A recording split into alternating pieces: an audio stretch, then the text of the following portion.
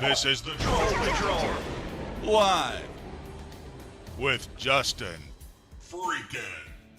Welcome to the Troll Patrol Live. It's a freaking Tuesday. I do not bring you good news tonight. It's never really good news on this show, but especially not good news tonight.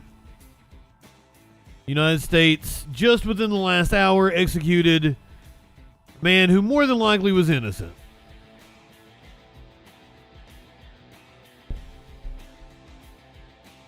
Yep. Bummer.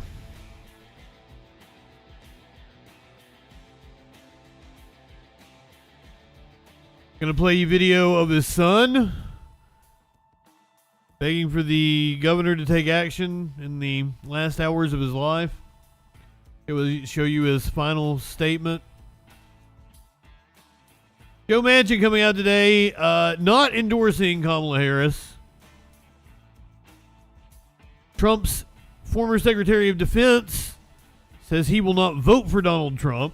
Stop short of endorsing Kamala Harris. Mitch McConnell was asked about Trump's tariff plans.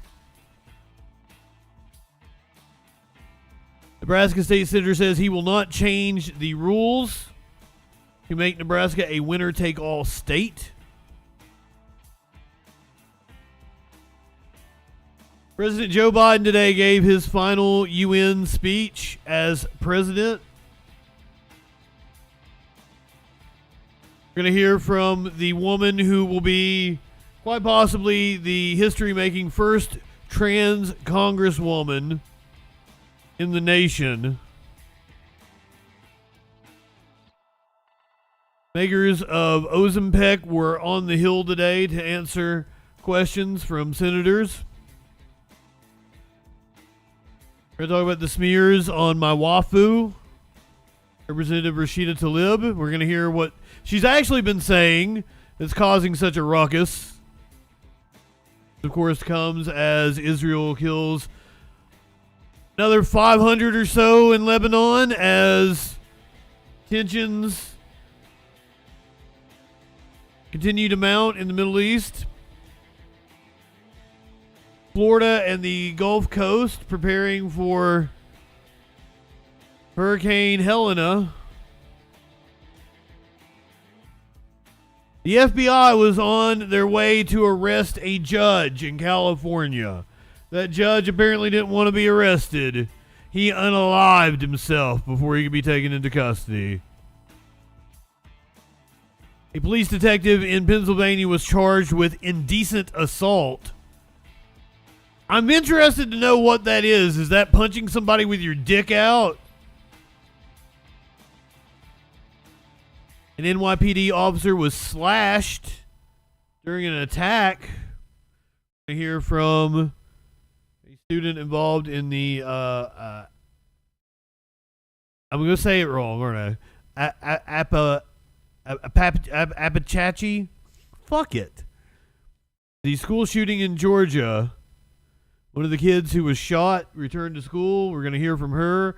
The ugly-looking woman, I shouldn't say that about her, that helped Sam Bankman-Fried do his scam, got 2 years in prison today. We're going to hear from an Olympian who says her life was ruined after she was falsely arrested for shoplifting. And the war of the MAGA boys on TikTok, all that, a lot friggin' more. Punching someone with your dick. Perhaps that's what an indecent assault is. All that and a lot friggin' more tonight on the Troll Patrol Live. DJ Dub, Minty, good evening. Simp, good evening. Warlord.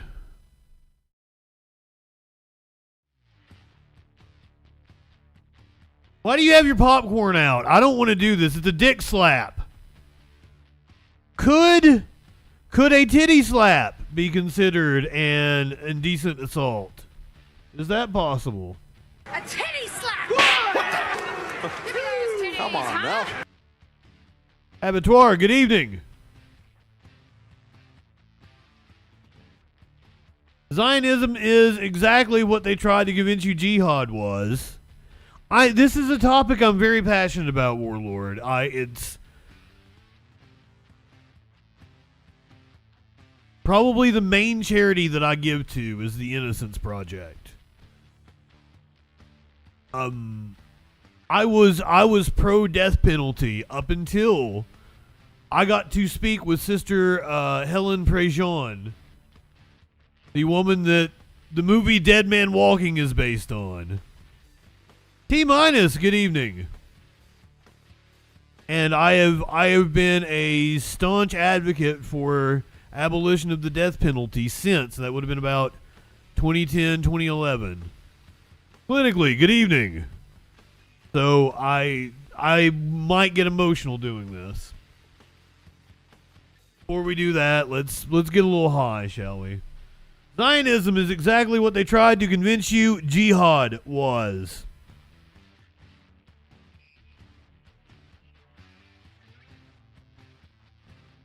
I do believe that's Dubai in the background, isn't it? Or is that Tel Aviv? I guess it would make more sense if it was Tel Aviv, wouldn't it?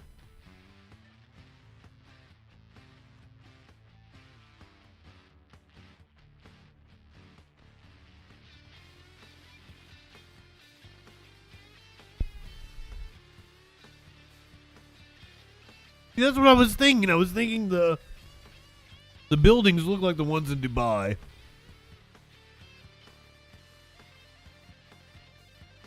It's from Spec Ops The Line.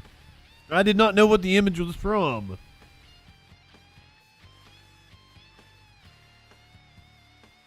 That's why I thought I recognized the buildings as being Dubai. That building right there, very unique. I would recognize that flag texture anywhere. Warlord, you are a weirdo. I don't know about the first person shooters. I haven't played a lot of them. The Call of Duty or the Medal of Honor or any of that shit. I have been interested, because I have almost all of them. It seems like I have the remaster Modern Warfare, and I have like the remaster of what, Black Ops or whatever. I have the Reagan one. What's an Ameriboo? What in the fuck is an Ameriboo? Also, good evening, Flash. I've never heard the phrase Ameriboo before. What's a weeboo? You're talking to a boomer.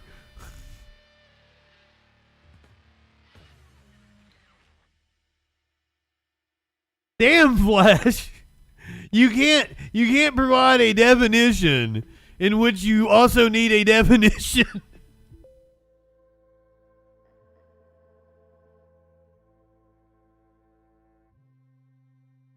An American who likely overly obsessed with... Okay, there we go. There we go. That would explain why Warlord consumes so much American content. Clarify yourself like butter. We're going to go now to the... Yeah, I was just reminded that a number of... This is the vigil. Throughout the program have been asking about why didn't Biden stop... Or Marcellus and I know Williams. a lot of people joining us tonight are... Biden did not have that power. But I just want to remind folks that President Biden only has the ability to issue federal execution if it's a federal execution, and we have not seen any federal executions in this administration. There's been a moratorium since a few months after Biden took office. Because the death penalty was thrown back to the states in the 70s, only the governor is able to issue a stay of execution or the Supreme Court in state executions. So I just wanted to clear that up for folks that might be confused about... Put a moratorium on federal executions. Trump actually... There had been a moratorium on federal executions, I think, going back to the Bush administration. And Trump restarted it.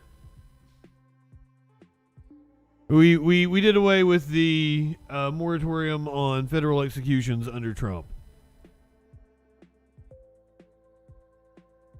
But we're talking about a state execution is the state of Missouri. Zahn, good evening. The Supreme Court heard the case earlier today. It was a 6-3 decision. The 6 conservative justices was like, yes, let's execute an innocent man. The 3 liberal justices all dissented. MILF, good evening. We are now under an hour away from the execution of Marcellus Williams in Bonne Terre.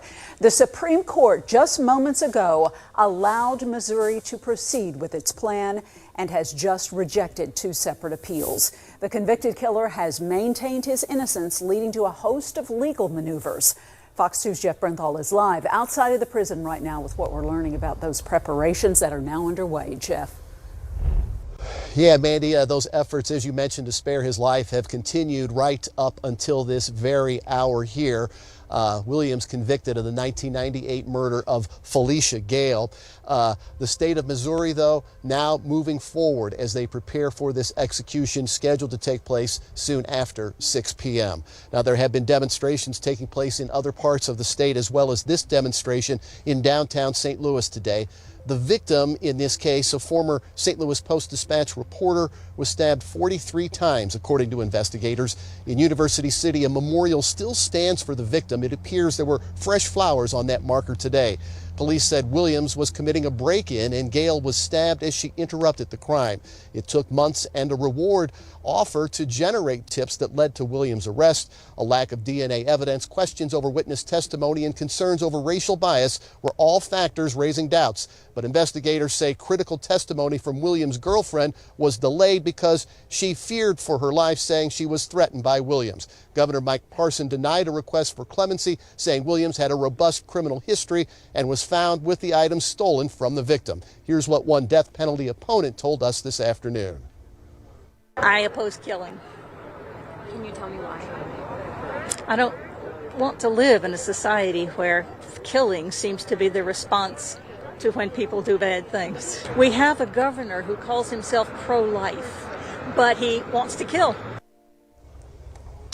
A spokesperson for the Department of Corrections shared with us a final statement from Williams. It reads, "All praise be to Allah in every situation," followed by 3 exclamation points. Now, the corrections spokesperson also telling us that Williams was given his final meal at 10:53 this morning, and it included chicken wings and tater tots. The spokesperson said that Marcellus Williams will have a religious leader with him and a mom who was also his last visitor as the state of Missouri prepares to carry out this execution soon after 6 o'clock. Reporting live from Bonne Terre, Jeff Bernthal, Fox.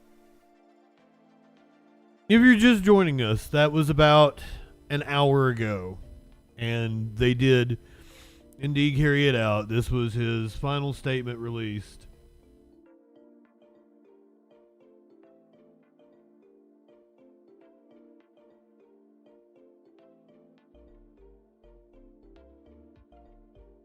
I had not heard the thing about him being found in possession of the things stolen from her apartment. That was the first time I had heard that.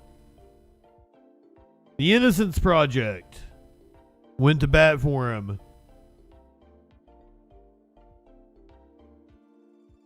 His son pleaded with the governor to spare his life.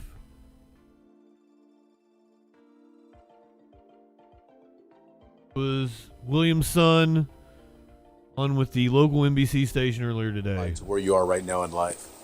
Like, I hope a miracle happens, you know what I'm saying? I hope it's, all I wish is to free my father from abundant enslavement and spare his life.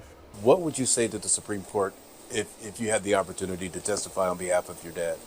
I would try to make them see that this is a murder on their behalf, and this is wrong, you know? And I believe my father is truly innocent, and they need to take a closer look. Have you allowed yourself to even get to Tuesday right now? Yeah, I already put it inside my body that I would be a witness to it, to the execution. I'm gonna stand there firm and show my dad he's not alone if this what it comes to, and I'm ready for it. My mindset, my spirit, strong. Like, I'm doing this for my dad. It's bigger than me. So for me to be there in that time, if it comes to that, it's like an honor. Well, I'm gonna see him off. So if this is the way that he going out, we already made peace. Once again, he was executed just about an hour ago by the state of Missouri. Bisky, Holiday, good evening. Welcome in. Sorry you had to come in during such a heavy subject. Amazingly enough, the Missouri Attorney General. Yeah. I need some marijuana. The Missouri Attorney General very much opposed to any kind of prison reform or efforts to overturn prison convictions. Growing controversy in Missouri over the fate of 55-year-old inmate Marcellus Williams, who's set to be put to death on Tuesday.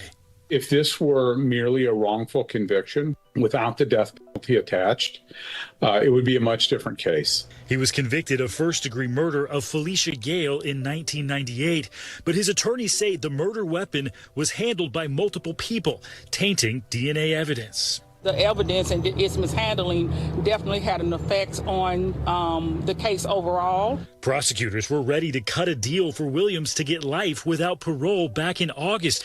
Everyone was on board except Missouri Attorney General Andrew Bailey. The Attorney General's Wow. just took a absolute hard line, resisting any hearing, any evidence, any conclusion other than finality. In a press release, Bailey agreed the murder weapon had been handled by many actors, but also indicated the victim's personal items were found in Williams' car after her killing. The judge agreed with Bailey and the execution date remains. But this puts a new spotlight on Attorney General Bailey and his role in other cases. Chris Dunn served more than 30 years for a murder conviction in St. Louis before key witnesses recanted. A judge ruled this year he should be released immediately, but Bailey's office blocked that too, saying the witnesses' reversals were coerced. The state stepped in and Dunn was released a week later. Bailey also opposed the release of Sandra Hemme, who served 40 years in prison for a murder even after a judge overturned her conviction. Bailey's office argued she should serve additional time for a previous violent conviction. For decades, attorneys general of this state have always taken the position that the conviction and sentence and appeal are over. The case is final, and it's their job to protect finality. Michael Wolff is the former Chief Justice of the Missouri Supreme Court. He worked directly on the Williams case. The ethical standards of our profession say that the prosecutor's job is not just to secure a conviction, but to see that justice is done. In a statement, Bailey's office says, in part, too often people forget about all of the evidence that was used to convict the defendant. We review each case on a case-by-case basis. Dunn, in an interview alongside his wife, tells us he and others like him have a hard time moving forward. Don't ever say that it can't happen to you, because just as it's done to me, it can happen to anyone. Stephen Romo, NBC News. Thanks for watching. Shut up, Lester.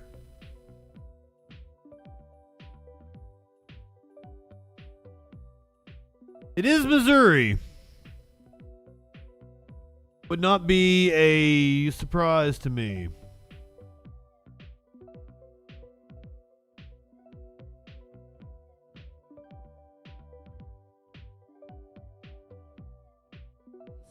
Just moments ago. The events of the last couple of hours, but first, Missouri Department of Corrections Director Trevor Foley will read a brief statement from Governor Mike Parson. Director Foley. Marcellus Williams was executed for the 1998 murder of Felicia Gale on Tuesday, September 24th, 2024, at Eastern Reception and Diagnostic Correctional Center in Bonne Terre, Missouri. We hope this gives finality to a case that has languished for decades, re-victimizing Miss Gale's family over and over again. No juror nor judge has ever found Williams' innocence claim to be credible. 2 decades of judicial proceedings and more than 15 judicial hearings upheld his guilty conviction. Thus, the order of execution has been carried out. Thank you.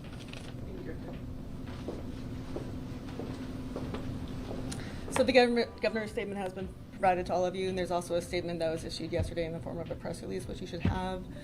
We don't have a statement from the victim's family, and we do have a statement from... Is this the woman from Throw Mama from the Train? Let me know if you don't have it, and I'll make sure to give that to you. So I'll now read a brief chronology. At 4:50 p.m., the Department of Corrections received word that all petitions had been denied by the U.S. Supreme Court and that the department could begin with the execution sequence. At 5:40 p.m., the witnesses were moved into the viewing area. At 6 p.m., Missouri Attorney General Andrew Bailey notified the Department of Corrections that there were no legal impediments to the lawful execution of Marcellus Williams. At 6 p.m., Governor Mike Parsons' office was asked whether there is any reason that the lawful execution of Marcellus Williams for the murder of Felicia Gale should not proceed. The answer was to proceed. At 6:01 p.m., the order was given to proceed with the lawful execution. At 6:01 p.m., the lethal injection of pentobarbital was administered. At 6:03 p.m., the 5-minute timer was set. At 6:10 p.m., Marcellus Williams was pronounced dead. There's an area here on the grounds of Eastern Reception diagnosed. Often with that drug, people languish for 10, 15 minutes, and apparently it is like fire being injected into your veins. And because there's some sort of sedative that they give you beforehand, you can't even like express the pain that you're going through. It's supposedly excruciating. It has been argued to be cruel and unusual punishment and unconstitutional, and I agree with that. Diagnostic and Correctional Center for demonstrators. Today there were 94 demonstrators opposed to capital punishment and this execution. Marcellus Williams was 55 years old. He was born December 30th, 1968 in Logansport, Indiana. Williams was 29 years old at the time of the 1998 murder of Felicia Gale in St. Louis County. He was received in the Department of Corrections on January 31st, 2000. And a few of the last things that happened today, his final visit with his imam, Jalahi Qasim, took place from 11:01 a.m. to 12:32 p.m.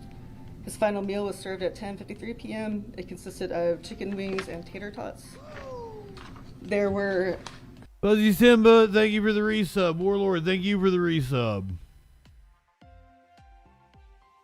Mr. Prime. Warlord included a message with his resub. Guys, I think the governor of Missouri is racist. I think you might be onto something there, Warlord. Because I can tell you that the governor of Missouri has pardoned a couple that you may remember.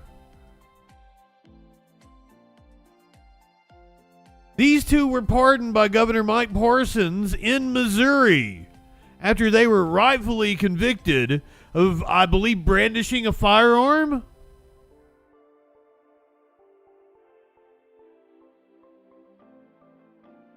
Flash, I actually, someone asked me on TikTok which one I would pick, because, like, I did this story of a South Carolina inmate who refused to select his method of execution. He was given the choice of electric chair, firing squad, or lethal injection.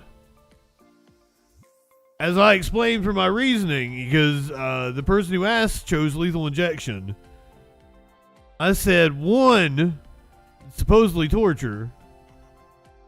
2, guns are the American way, baby.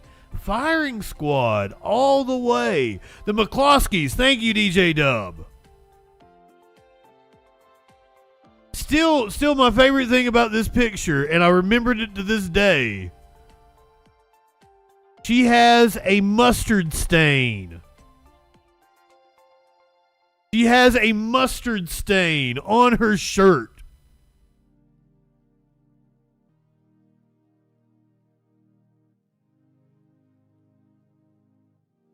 Also, when this happened, Troll Patrol was totally a thing already. I may have only been doing the show to like 2 or 3 people at the time. But you can go back and watch my reaction to the McCloskeys when it fucking happened.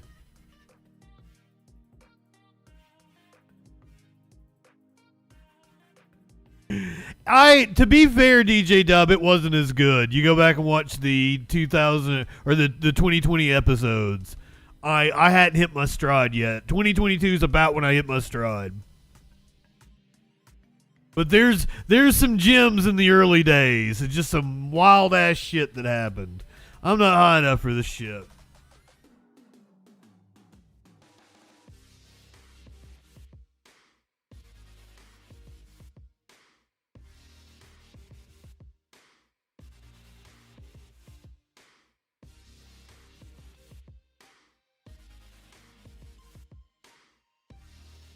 We still had a lot of fun in 2020. People, my friends would show up for like the big stuff, the debates or town halls, the election. And we were still kind of in lockdown.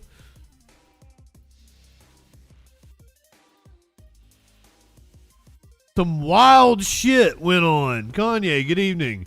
2020 was a wild year to start doing a political talk show.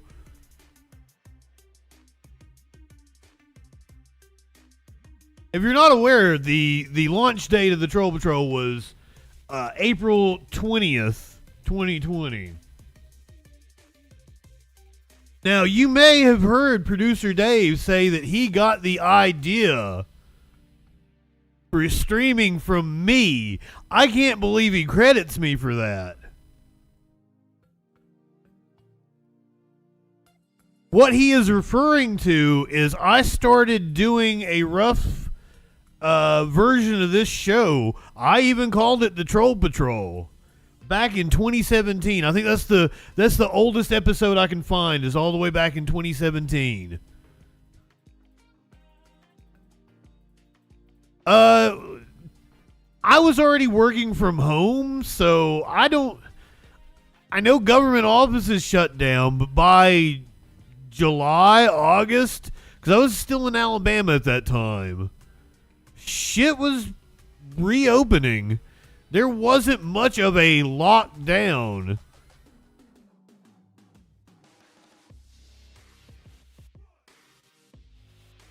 I knew of Twitch. I knew of Justin TV.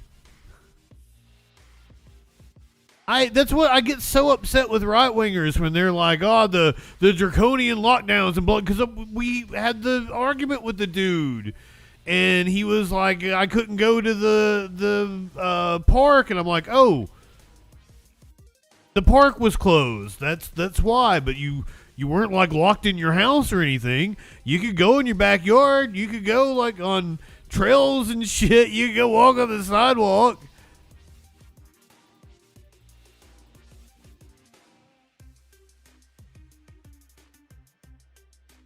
Justin TV is what Twitch was before Amazon bought it. And boy, am I fucking stupid. If I had been smart, because I was the station manager of my college radio station, ETSU The Edge. I was the station manager, and I hosted its flagship show, the Friday Night Freak Show. Because I came in, pretty much there was nothing on the schedule on Friday evening, Friday after, like everything ended at like 5 o'clock. All the like live programming. So like the entire weekend was pretty much open. I'm like, well, I'm going to do my show on Friday nights, the Friday Night Freak Show, as I've always wanted to do. I get fired. This is called the stripper incident. I am the station manager and hosting the flagship show at the end of the spring semester. All summer, I'm working on relaunching the radio station. Over the summer, I get a job at a strip club. One of the strippers went to the same college as me. She was a student there at ETSU. I have the idea. One of my co-hosts on that iteration of the Friday Night Freak Show was Molly Mayhem. She does not speak to me anymore. that happened years after this, though. But she was kind of a sheltered young child at this time. Like she, it's probably her like junior year of college, and she probably smoked pot for the first time with me or someone around me. So like like she started like party on the weekends and shit. Prometheus, good evening. So I get her to agree one night when we're drunk to let a stripper give her a lap dance on the first episode of the Freak Show back. So we bring the stripper in who goes to school at the school I go to, who works at the strip club that I work at. We're on the radio. I don't even think I taped this one. I don't even, because I did a video version, but I don't think I taped this one at all. But we're on the radio, and the college got insanely upset about it because I didn't know this. The head of the communications department, which the broadcasting department was under, I'd never heard of the woman, but she was the chair of my department. She was like this hardcore feminist, right? Well, my girlfriend at the time knew her really well, had been in plays with her or some shit. Her husband was on Seinfeld. I took a class with her husband. Loved my script. Thought it was like one of the best scripts he ever read. Seriously told me that. So, my girlfriend's like, let me go talk to her with you, and we'll get this all straightened out. And I'm like, oh, nah, I got it. I'm JustinFREAKIN. No, I did not got it. She took almost like a sexual pleasure in chopping me down. I was fired from my job. Is the Twitch stream down? What the hell? It says I'm offline, but it does that sometimes. No, I'm here. You meant rip to my my career at the college radio station. I got to come back and do my show again, but I never got to be in charge of the radio station. I had to take like a year off from doing my show though, but they got me back. So when I got fired from, and this was like 2012, I get fired from doing my radio show. Every single person's like, do a podcast, Justin, do a podcast. Get on YouTube, Justin.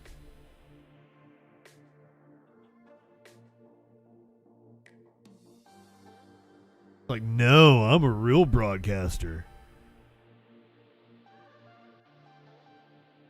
Boy, was I fucking stupid.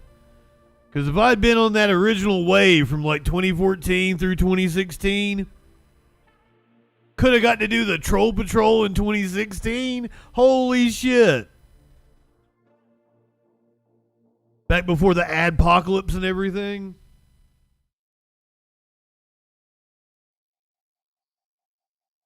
Anyway, let's find out what that news be doing. Joe Manchin says he will not endorse Vice President Kamala Harris. Of the remarks that Vice President Harris made regarding the carve-out of the filibuster. I think I've been very clear my whole career is that the 60-vote threshold that we basically operate under in the Senate is essential for us to maintain the type of... I think it's a good thing. Joe Manchin won't endorse Kamala Harris? Good. Makes me want to vote for her more now. Ducky, good evening. The type of longevity we need in our bills, the type of security in our bills, and basically how we do business. It makes us different any place in the world. We're the most deliberate body in the world. So I've been very, very, very clear on how strongly I believe that when you... Flash, what do you mean by orca stuff? Are you telling me you want to fuck a whale? Is that what you just said in my chat?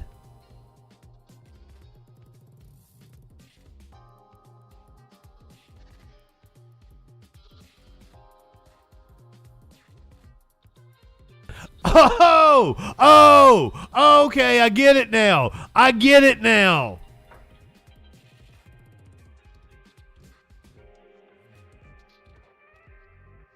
I see what you're saying. You're wanting to do orca stuff to his yacht. My apologies. Holy shit. I get the joke now. Sorry. My mind might be in the gutter. You live in sexual anarchy?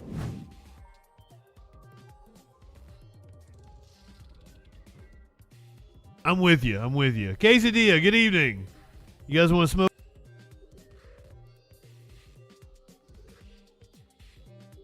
He tried to get up here and then he walked away. And he walked away, like pranced away. Like, no, you can't have me now. Fucking cat. Well, come on, buddy. I think people wanted to see you. Well, fuck it.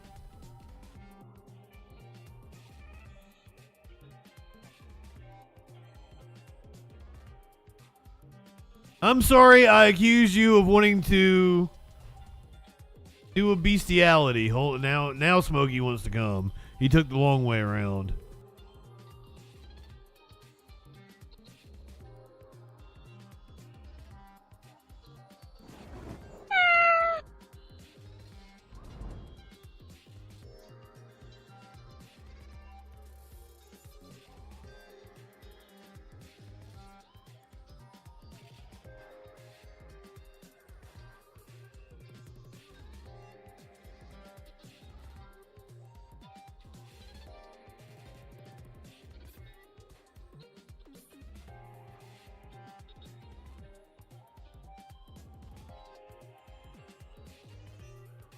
I'm going to tell you right now I wouldn't fuck a dolphin.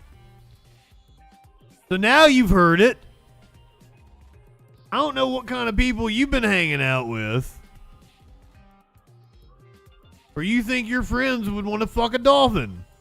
Curiouser, good evening. I don't even know where we're at.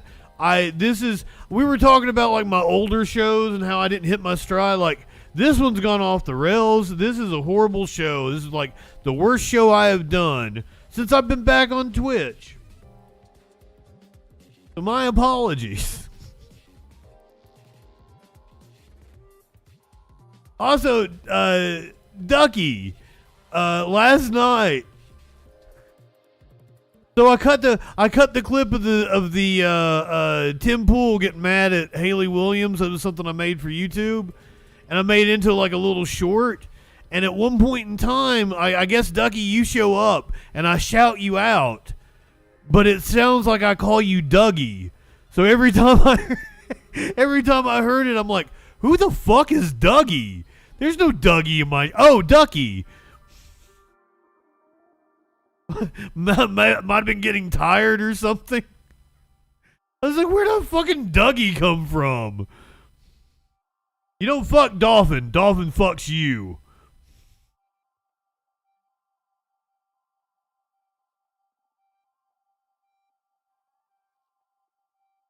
Former Trump advisor says he won't vote for Trump. You said a couple months ago you weren't quite there yet on President Biden and supporting him since you won't support the former president. Are you there on Kamala Harris? You know, I said that the first party to pick a next generation leader will have a clear advantage, and I think she's shown that over the last several weeks. This is Mark Esper, the former defense secretary under Donald Trump. I've liked her messages with regard to unifying the country. I like the positive, the joy of her campaign, which stands in stark contrast to the Trump administration. But what I'm looking for now, and I think a lot of Americans are, or at least disaffected Republicans, Reagan Republicans like myself, is I want to see her come to the center more, kind of reach out to that large mass of us in the middle who are looking for more common sense, practical policies, not driven by the wings of the party. So, like, what in the fuck are you talking? What's so leftist about her? What I'm waiting for. I got 70 days, and you're describing exactly what she is: a milquetoast centrist Democrat. It's insane because all I hear from the leftists is about like, how she's sold out and a corporatist. She's a war hawk. And then this dumbass is like, he's too far to the left for me, yuck yuck. Jesus Christ, even Dick Cheney endorsed her.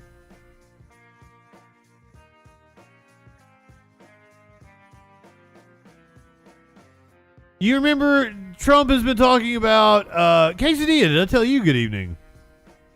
I have if you want a job in Washington,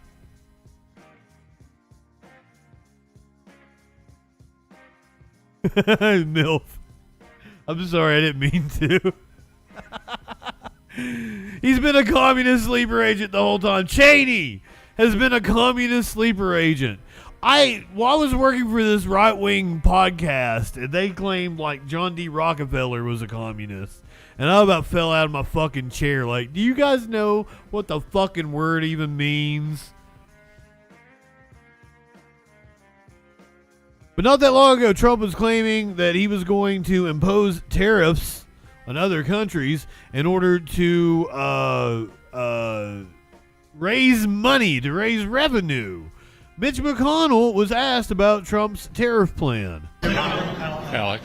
Former President Trump has proposed a 200% tariff on John Deere tractors if they're made in Mexico. Are you concerned that some of these tariff proposals by the GOP nominee could drive up costs for consumers or hurt bourbon exporters in Kentucky, for example? Yeah, I'm not a fan of tariffs. They raise the prices for American consumers.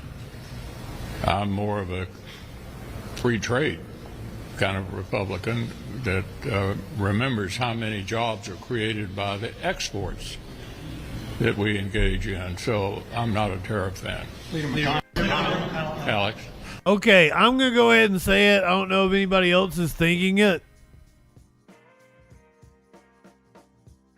I may be alone in this boat, but that is Senator Joni Ernst, and I find her incredibly attractive. And I used not to, because she used to have short hair, and she has grown her hair out, and what the fuck is wrong with me? In Senate GOP leadership, Senator Joni Ernst. I've been telling you guys, I want a mommy. I would let Joni Ernst be my mommy.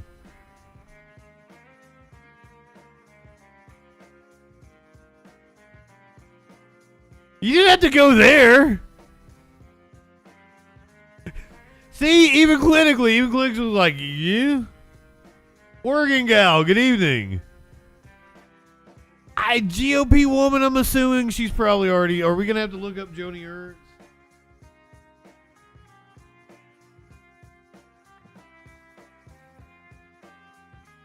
Oh, I put an A in there. There's no A in there.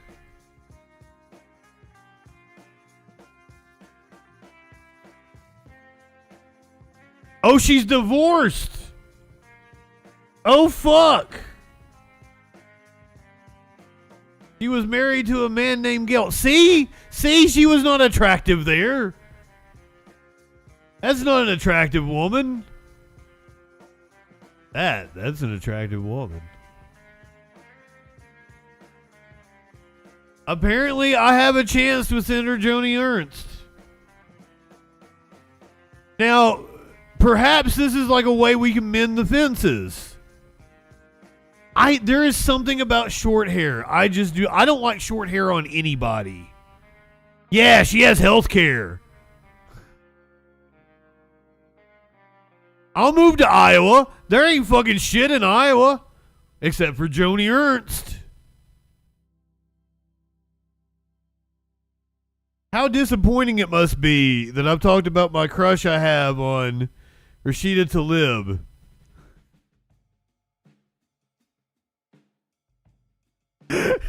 And then I'm like, oh, I'm attracted to Senator Joni Ernst.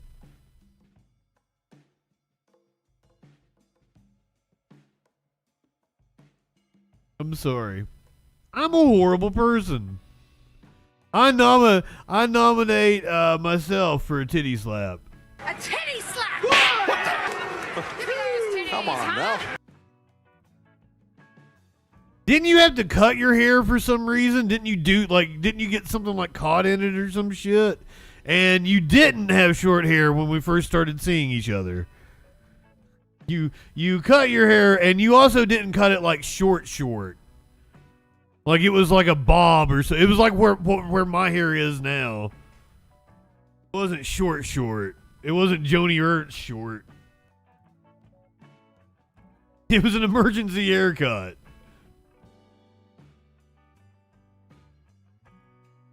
Nebraska is, do they also have a senator I could make my mommy? Nebraska state senator says they will not change their stance on, it was surprisingly cute.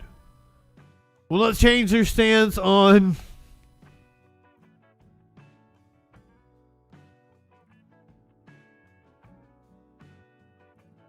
I'm just going to cut the show. No, we've got too many good stories that I want to do. Like, I'm just going to cut the show off. We're just going to listen to music and get high. I'm not up for it tonight. Now that breaking news this afternoon from Senator Mike McDonnell, who says he is not in favor of winner take all in Nebraska. Thanks for joining us. I'm Bill Shammertz. I'm Julie Cornell. KETV Newswatch 7's Eddie Messel is live in the newsroom with more from McDonnell, who's been considered a key politicians. Bill, Julie, we are just 43 days out from Election Day, and now Senator Mike McDonnell says he has notified Governor Pillen that he will not change his long-held position. Governor Pillen. Any attempt Mox, good evening. To our electoral college system before the 2024 election. In his statement, McDonnell said, quote, Michael McDonald also one of those people they thaw out. They trot out for Christmas every year. Apparently also a state senator in Nebraska. In recent weeks, a conversation around whether to change how we allocate our electoral college votes has returned to the... He has an evil smile. I respect the desire of some of my colleagues to have this discussion, and I have taken time to listen carefully to Nebraskans and national leaders on both sides of the issue. I feel like he looks like he'd be the comic relief in like he'd be the goofy guy in a buddy comedy movie. Deep consideration, it is clear to me that right now, 43 days from Election Day, is not the moment to make the change. The Nebraska Democrats also responding today to McDonnell's statement. Party Chair Jane Klebb saying in a statement, quote, Senator McDonnell is standing strong against tremendous pressure from out-of-state interests to protect Nebraskans' voice in our democracy. Senator Pete Ricketts responding to the news on X, saying, quote, I'm incredibly disappointed by Senator McDonnell's opposition to winner take all. We should cast our 5 electoral votes with one voice by switching from a system that dilutes Nebraska's vote to a system that allows us to elect a president for all Nebraskans. Wow. Now, McDonnell said in his statement that... Wait a minute, wouldn't awarding it proportionally, wouldn't that be like more... He has reached out to Governor Pillen and encouraged him to pass a... What kind of a name is Pillen? ...during next year's session so that the people of Nebraska can once and for all decide this issue and why it should be decided on the ballot. KTV reached out to the governor's office for comment. We have not heard back yet. Bill, Julie, back to you. It would be a better representation of, like, doing away with the electoral college and making it one person, one vote would be far more representative of the whole state. We come back from the other side of the break. Biden gave his final speech in front of the UN. We're going to hear from, quite possibly, the first transgender woman to be elected to Congress in this country. Funny moment happened on Fox News when they were talking about crime stats.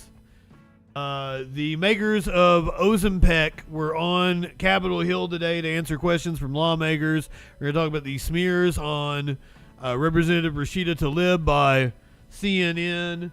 We got Hurricane Helena hitting the Gulf Coast. A California judge was set to be arrested by the FBI. He took his life before the FBI could get there. A Pennsylvania detective has been charged with indecent assault, which we have been debating exactly what is indecent assault. Is that a punch with your dick? All that and a lot freaking more on the other side of the break here on the Troll Patrol live.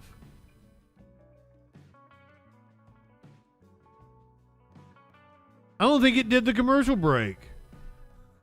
It was giving me a countdown to the commercial break. Made me feel like I was on the radio again. So I was doing what was called back timing, right? Did not hit the commercial break. There we go. I hit it. Manually hit it.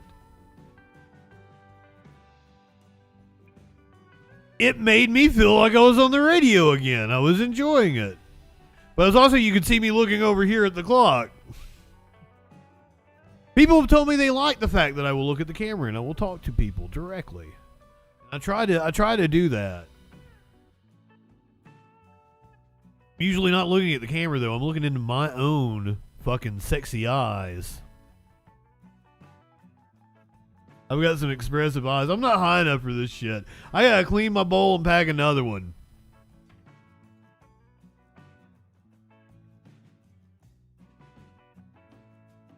I can go ahead and start the Biden speech. Nobody that's on commercial break is gonna care if they miss a few minutes of Biden yammering. I did not get the whole. It's like 30-something minutes. I got like a 8-minute clip. This is his final speech as president in front of the UN. We also need to uphold our principles as we seek to responsibly manage the competition with China so it does not veer into conflict. We stand ready to cooperate on urgent challenges for the good of our people and the people everywhere. We recently resumed cooperation with China to stop the flow of deadly synthetic narcotics. I appreciate the collaboration. It matters for the people of my country and many others around the world. On matters of conviction, the United States is unabashed, pushing back against unfair economic competition, against military coercion of other nations in the South China Sea, and maintaining peace and stability across the Taiwan Straits, and protecting our most advanced technologies. God, he's already boring me. Against us or any of our partners. At the same time, we're going to continue to strengthen our network of alliances and partnerships across the Indo-Pacific. These partnerships are not against any nation. They're building blocks for a free, open, secure, and peaceful Indo-Pacific. We're also working to bring greater measure of peace and stability to the Middle East.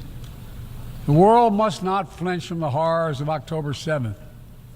Any country would have the right and responsibility. Indeed, Mox, but if anybody can pull it off, it's Joe Biden. Thousands of armed Hamas terrorists invaded a sovereign state. Come on, man. Slaughtering and massacring more than 1,200 people, including 46 Americans, in their homes and at a music festival.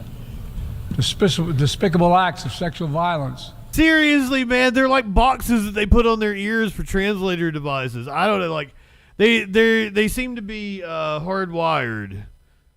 They're not like your Bluetooth device. Oh my God, Smokey's coming back over here. I just put you down, son. He's been hidden in the couch. It's been storming. Oh, did he do that again? He's pulling out that tire line. Taken hostage. I've met with the families of Lenny, good evening. I've grieved with them. They're going through hell. Innocent civilians in Gaza are also going through hell. Thousands and thousands killed, including aid workers. Too many families dislocated, crowding into tents, facing a dire humanitarian situation. They did not ask for this war. They cut to the state of Palestine. I put forth, like it's like a rival rapper at the MTV Music Video Awards. Let's look at the Palestinian representatives and see what they're reacting to. Well, Joe Biden cheers on the destruction of your country. Qatar and Egypt, a ceasefire and hostage deal. It's been endorsed by the UN Security. What little country you have left? Now is the time for the parties to finalize its terms. Bring the hostages home and secure security for Israel and Gaza free of Hamas' grip. Ease the suffering in Gaza and end this war. On October 7th. Well, do it. Joe Biden, do it. I will give you credit if you get it done. You are a lame duck president. You now have about 4 months. You have 4 months. There is a lot you can get accomplished as a lame duck president. Now, I understand if you need to wait until after the election to make some serious moves because you don't want to taint Harris's campaign with anything too bold. But if you, my friend, would like to save your legacy, I can give you several proposals. Supreme Court reform would be on the top of that. Ending the war on Gaza would also be one of those. Yes, helping Bibi Netanyahu to step away from power would be fantastic. What would be really nice if you helped him step into a pair of handcuffs? That would be fucking awesome. But it's you, so I'm not expecting too much. But brokering a deal where Bibi Netanyahu steps down, his own country might arrest him after that, to be honest with you. Where we have peace in Gaza and then a little Supreme Court reform. If you can do that in your lame duck session, I will give you all the praise in the world, sir. I do not have high hopes.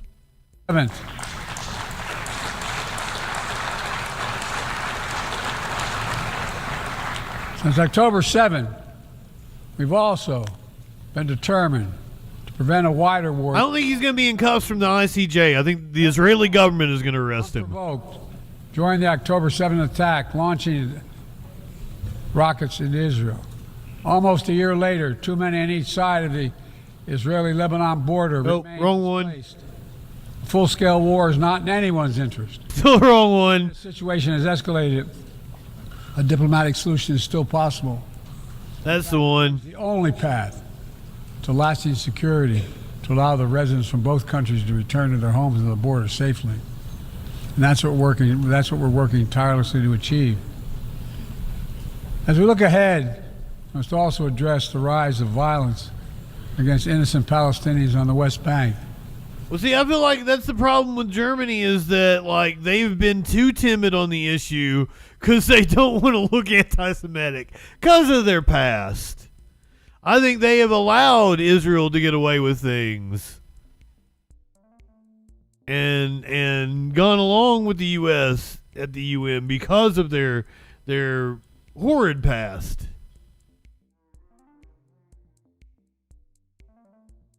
Let's do something good. You guys will feel good about this one. I'm going to present to you a woman who is almost certain to be. God.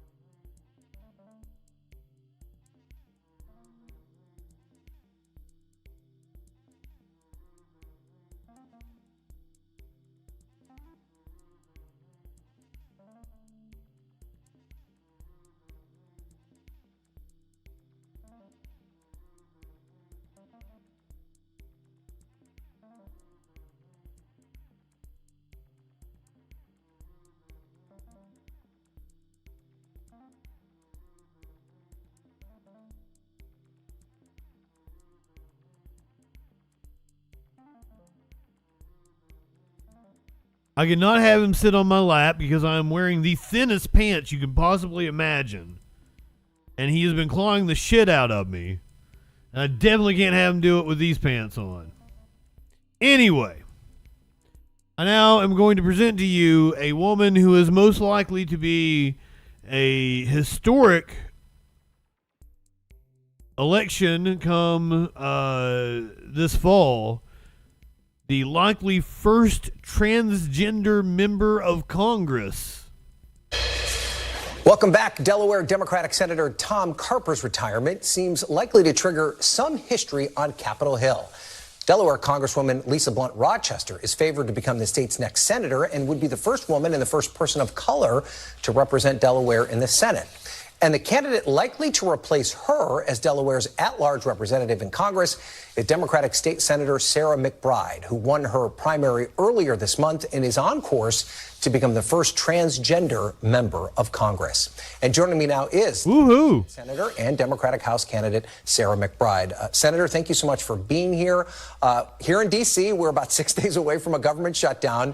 This is one of several times that Congress has struggled to keep the lights on and avoid a credit default. Congress hasn't really done much lawmaking in the last year or so. Why do you want to come here and be a part of this?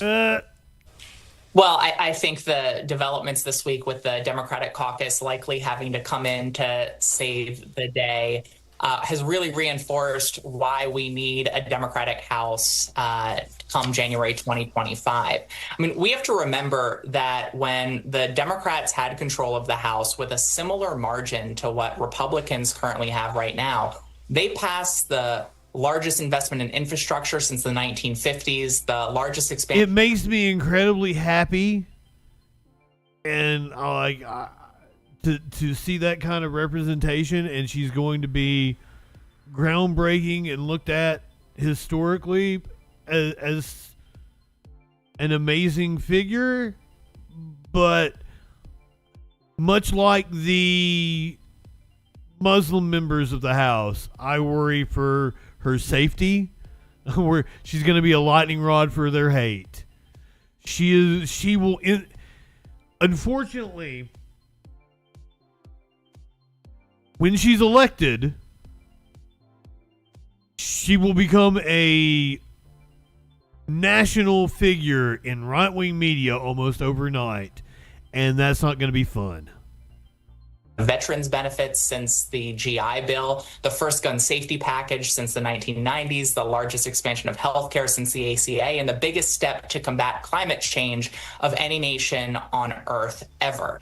And so we have before us a clear choice between returning to the incompetence and the chaos of the Trump years, or turning the page on the politics of the past and helping to move this country forward by delivering for people. But we have to send people to Washington who have a proven track record of rolling up their sleeves, diving into the details, bringing people together. That's what I've done here in Delaware, passing paid family and medical leave, expanding access to health care. That's what I'll do in Congress. So you obviously are from Delaware, so you've been She seems pretty run-of-the-mill in one liberal, shape or form for basically your entire life. Have you gotten an idea after watching the president and now watching the Harris campaign? How do you think that Vice President Harris would be different as a president than what you've seen from Joe Biden? Well, look, I think every single candidate is their own person. And when Joe Biden made the historically selfless decision, patriotic decision to pass the baton to a new generation of Americans, he helped to re-energize the Democratic Party. He helped to renew and reinstill joy and hope in our politics. And I think, look, Kamala Harris represents a new generation of leadership. I think she understands the issues that we are facing as a country. She understands the issues that younger people and younger workers are facing. She'll be her own kind of leader. But of course, she'll also be a leader that builds on the progress of the Biden-Harris administration, progress that I just articulated.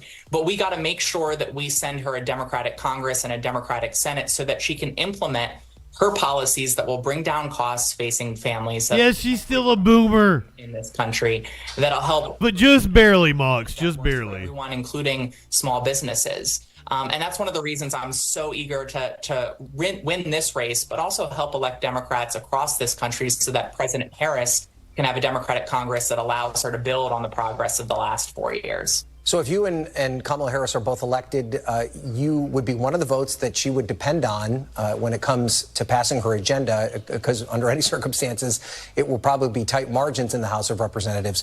One of her more controversial plans is to raise the corporate tax rate, as well as instituting a tax on unrealized capital gains for the highest earners. You come from a state with a lot of... Why can't we at least raise it back to 35%? Is this something you can support? Look, I think that, like President Biden, Vice President Harris is putting forward a plan that empowers working people and their families. We know that the only way to grow America's economy is from the middle out, not the top down. It's one of the reasons why I'm so supportive of policies like paid family and medical leave, policies that Why can't we go from the bottom up? Care and invest in affordable housing, but we of course have to pay for that. You know, I don't like that framing. Middle out? Why can't we go from the bottom up? Why do we have to have a permanent underclass of people? Why do you have to have people that slave and bottom up is communism? Fair enough. Fair enough.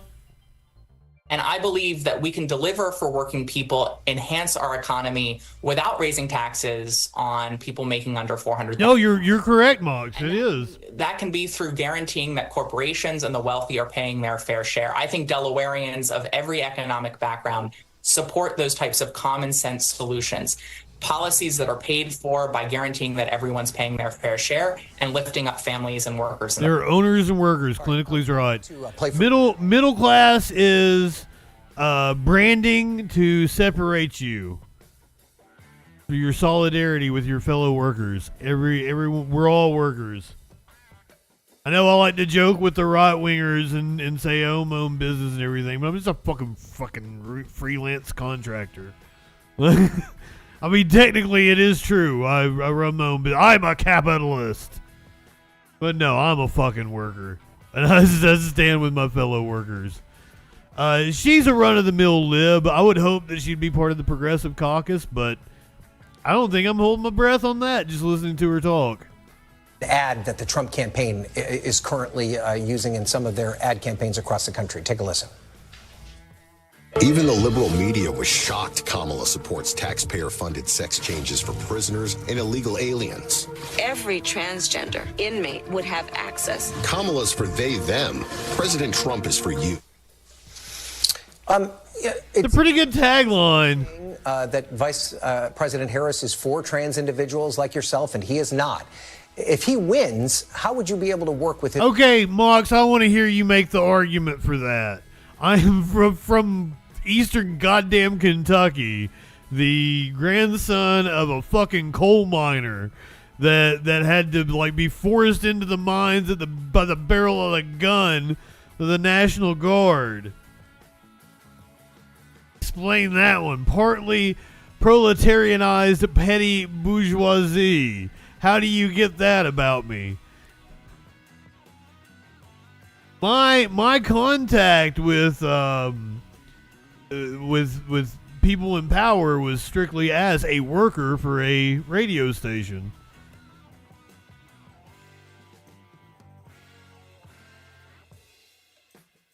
Mitch McConnell wouldn't have ever been nice to me if it wasn't for the fact that I was working for a radio station. I look forward to your response. Well, first off, I think Kamala Harris is for every American. I think she sees and respects all of us, and I think she will have an administration. Oh, my status is for all of us. I think one of the policies. I would agree with you if I actually had like a physical location. If I had a studio, I might consider that. But like just me working from home, nah, I'm still a worker. Problems in our politics right now is that too often politics a craftsman ignore the problems of those who don't vote for them or even make those problems worse. Kamala Harris, unlike Donald Trump, will bring people together, bring out the best of our country, and adopt policies that seek to uplift everyone, regardless of your background or your identity. Look, I'm used to working with people who disagree with me on pretty fundamental issues, including issues that are near and dear to my own heart. I'm not running to be the transgender member of Congress. I'm running to be Delaware's member of Congress, working on all of the issues that matter.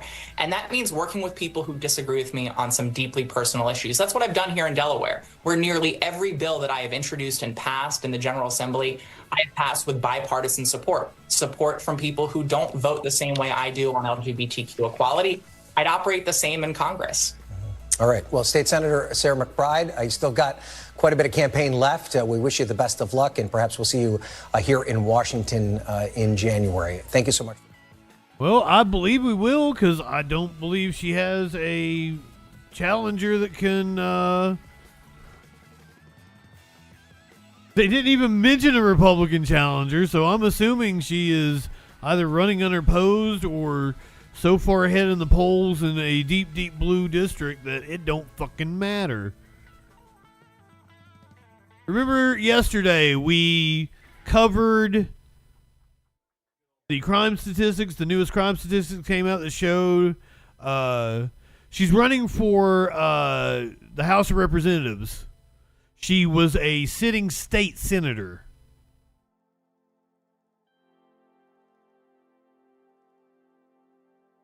So yesterday we covered the newest DOJ report on crime statistics that show crime.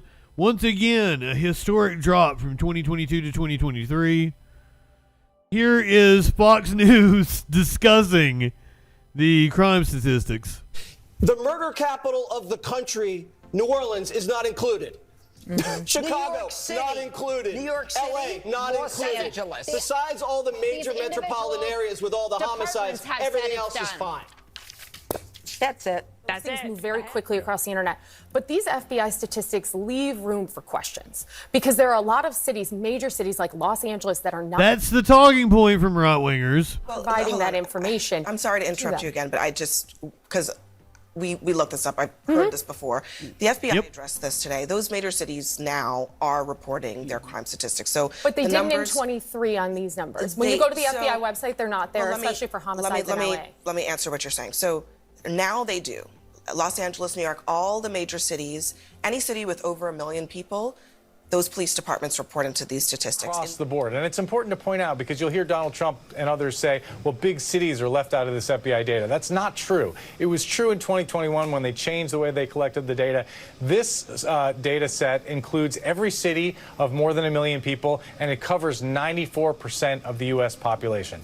Now, there are different ways of measuring crime, and there's a Justice Department victim survey that tries to capture crime that wasn't reported to police, and that shows some different numbers. But overall, it agrees that violent crime right now is about the same level it was in 2019 before the pandemic. And that survey doesn't measure murder. Murder, the drop is really is remarkable. And every murder is counted in the United States. There are no hidden murders. So it's really some remarkable good news. And it's distressing that people don't agree on the facts because the facts are right out in front of us, Chris. It is infuriating to talk to right-wingers. They are certain that crime is at historic highs, when it is literally at historic lows in this country. Far, far, far down from the historic highs of the early 90s and the late 80s. They'll tell you that time, like most of these motherfuckers, that's probably like when they were like teenagers or in their early 20s and shit. They will tell you that it was way safer back then.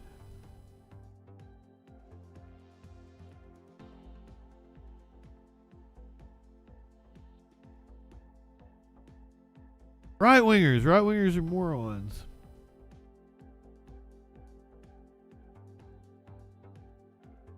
The makers of Ozempic we're on Capitol Hill today. Oh.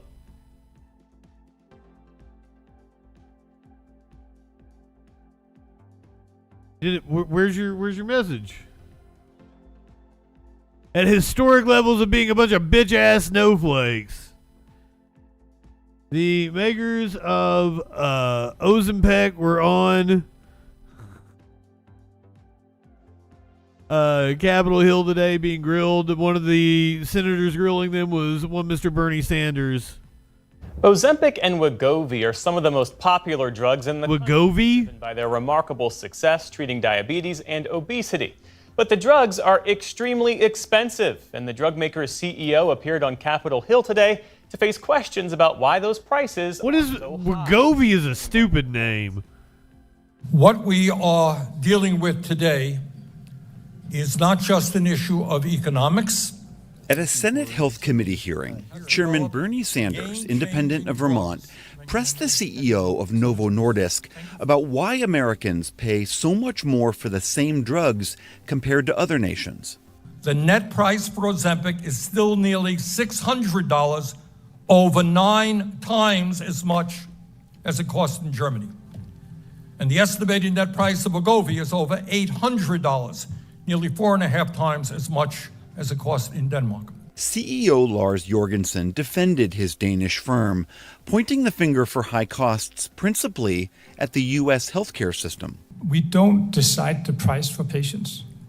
That's set by the insurance companies.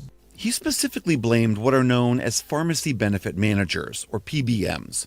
They act as third-party middlemen between drug companies on one side and insurers, pharmacies, and hospitals on the other, often determining which drugs get covered and at what prices. Insurance companies and their PBMs, the big conglomerate, have more than doubled, actually close to tripled their profit.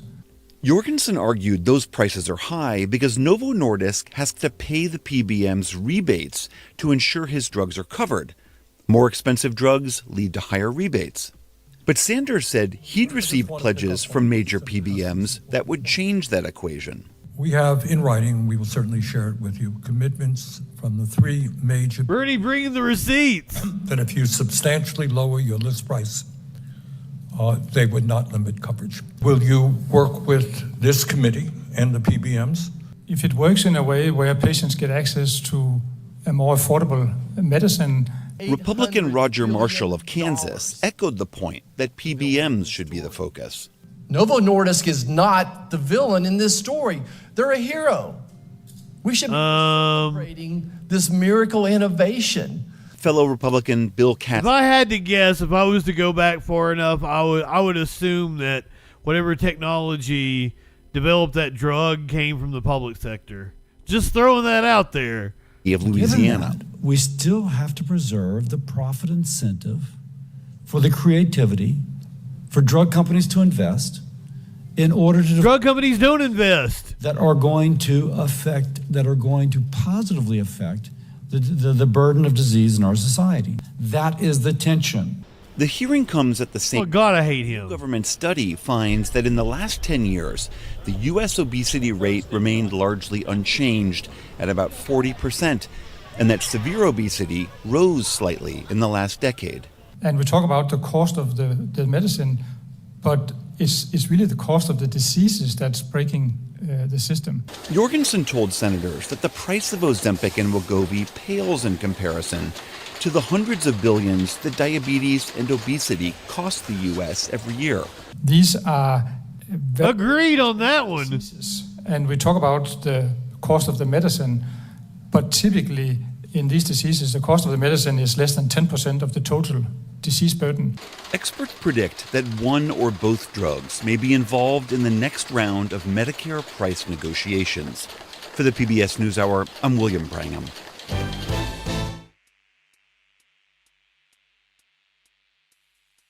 And even though Bernie was the one doing the talking here, there were no mentions of, a universal healthcare system, Medicare for all. I would hope he brought it up at some point in time.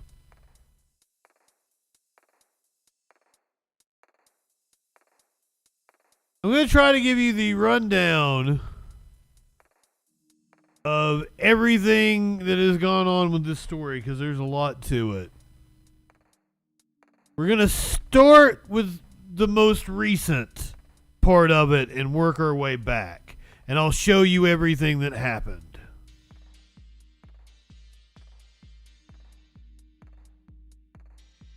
CNN had a hit, I believe that was this morning, where they said that both sides, the GOP and the Dems, are refusing to condemn anti-Semitic remarks, highly implying that these anti-Semitic remarks were made by Representative Rashida Tlaib. And now to a sad reality, and that is anti-Semitism is everywhere, and it comes from both ends of the political spectrum. But politicians sometimes sidestep calling it out when it comes from a member of their own party. We saw two examples on State of the Union yesterday. First, with Michigan Governor Gretchen Whitmer, when my co-anchor Jake Tapper asked about a Democratic congresswoman's accusation that the state's Jewish attorney general was letting her religion influence her job. Do you think that Tlaib's suggestion that Nessel's office is biased was anti-Semitic? You've got to go back just a little bit. CNN did not show the tweet there. Rashida's religion should not be used in a cartoon to imply that she's a terrorist. It's Islamophobic and wrong. Just as Rashida should not use my religion to imply I cannot perform my job fairly as Attorney General. It's anti-Semitic and wrong. Did we go back and watch the cartoon? No, well, let's continue with this. Do you think that Tlaib's suggestion that Nessel's office is biased was anti-Semitic?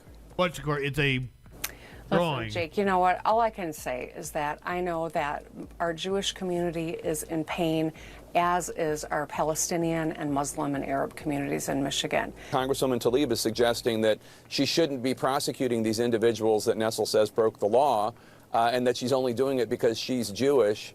And the protesters... The people they are talking about prosecuting were student protesters.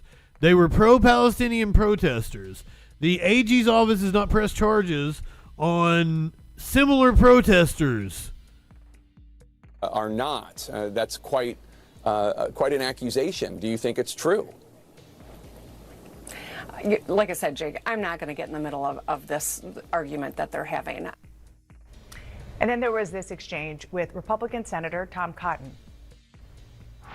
Are you comfortable with that? With Donald Trump saying if he loses preemptively, it's the fault of the Jews, a group already experiencing a rise of anti-Semitism in this country from the left and the right, but still preemptively it's the fault of the Jews?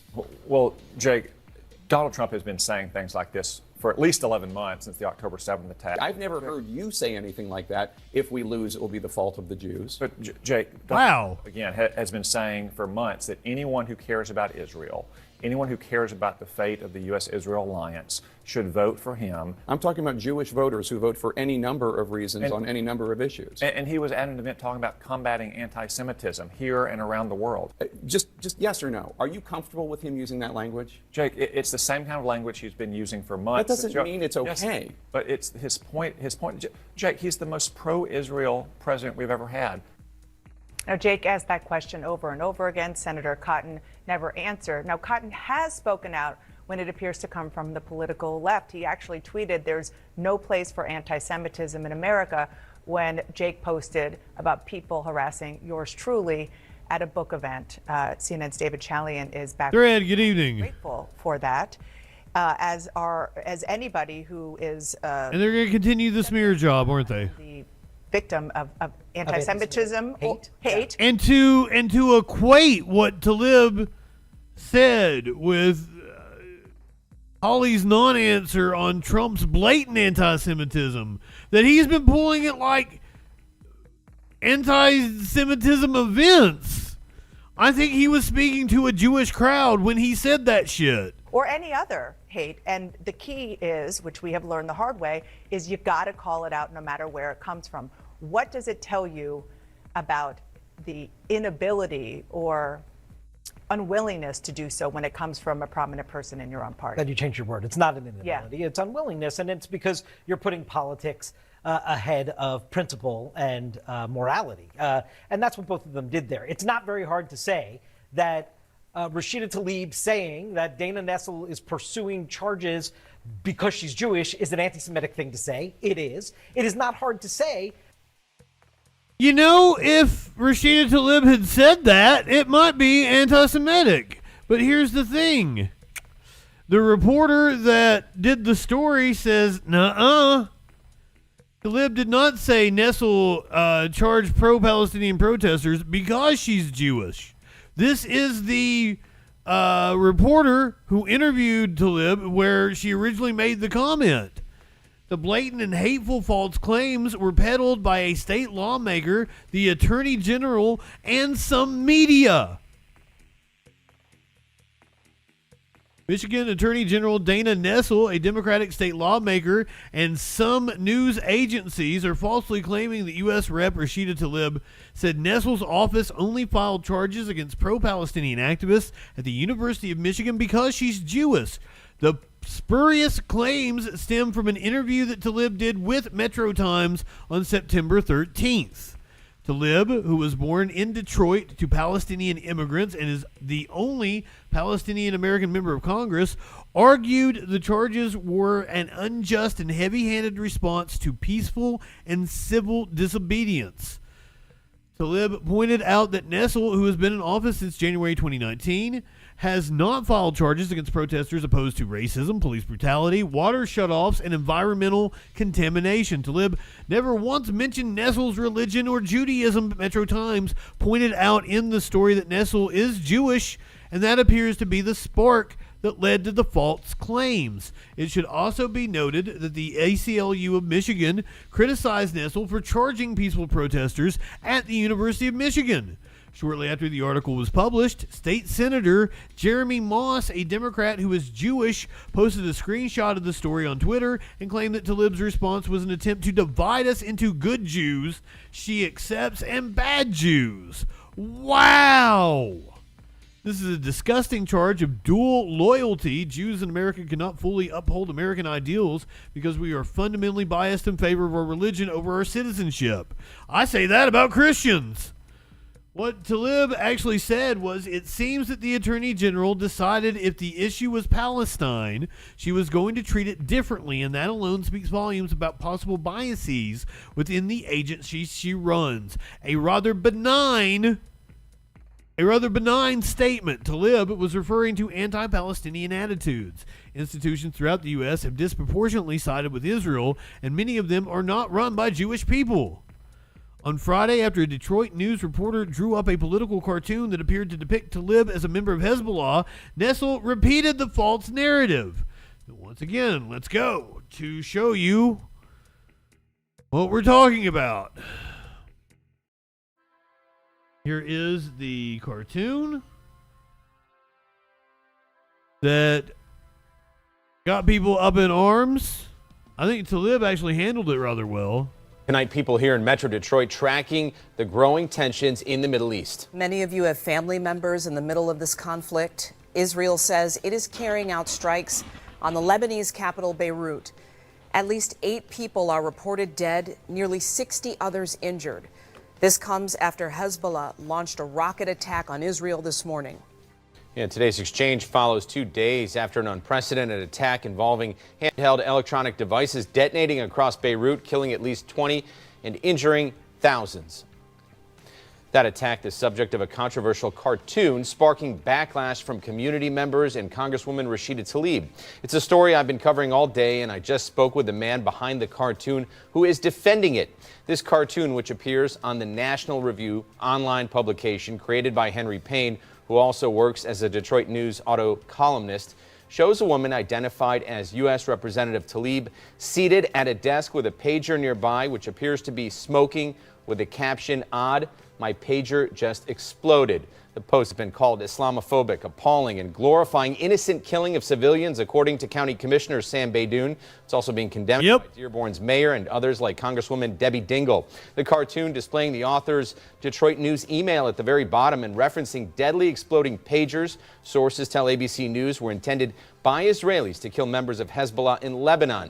Now, in a statement to me, Tlaib says, quote, "This racism will incite more hate and violence against Arab and Muslim communities, and it makes everyone less safe.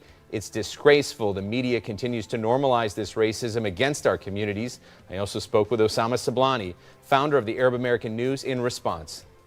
Initially, when you saw that image, what was your reaction? Well, my reaction was I was disgusted. You know, I really cannot believe that the Detroit News is making excuses. What is happening right now, an attack on Rashida, in this way is disgusting and it's uncalled for. Now, I did reach Payne by phone, who told me, quote, "Jews are under an existential threat from Iran and its Hamas-Hezbollah proxies not seen since World War II. He adds, "My cartoons for Andrews McNeil have been consistently critical of Representative Tlaib's lack of congressional leadership in failing to support Israel's battle for survival."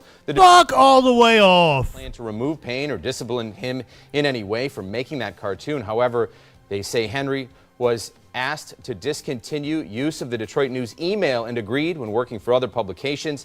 Given the Detroit News has nothing to do with the creation of this, I've also reached out to the site where this appeared for comment and am awaiting a response.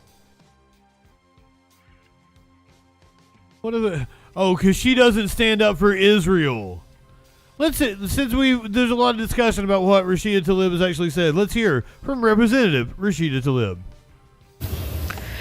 Madam Speaker, we are witnessing the Israeli government carry out a genocide in Gaza. Recently, the Gaza Ministry of Health released a 649-page document with the name, age, ID number of 34,344 Palestinians killed in Gaza who have been identified. Most of them are women, children, and their elderly. This is just the identified individuals. Many public health experts believe the death toll will climb. Every single day, higher numbers will come out due to disease and starvation.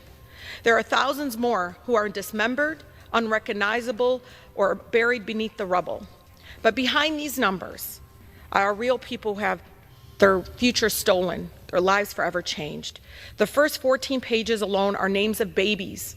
I wish my colleagues would look at it, who were under the age of 1 when they were killed. 14 pages of babies' names. That's 710 babies that the Israeli government has murdered. This is not self-defense, this is genocide. How can anyone justify this? Madam Speaker, if I may, I would like to submit for the record, into the congressional record, the list of the children. Without objection. We are living through one of, again, the most documented horrific crimes against humanity in our history. Again, these are children who did not live to see their first birthday. We cannot normalize this, Madam Speaker. My colleagues continue to be silent. I wonder if it's because these babies are Palestinian. They're children. That's it. They're children. I can't believe I have to consistently remind my colleagues that Palestinians are also human beings. Our tax dollars paid for this. U.S. weapons are being used to commit war crimes in violation of our own U.S. Leahy laws and international laws. But many of my colleagues in the Biden-Harris administration continue to send bombs to kill children. This is not working tirelessly for a ceasefire. If the Biden-Harris administration wants a ceasefire, they should stop sending the bombs and the weapons. We must stop arming and funding genocide. I yield. Thank you.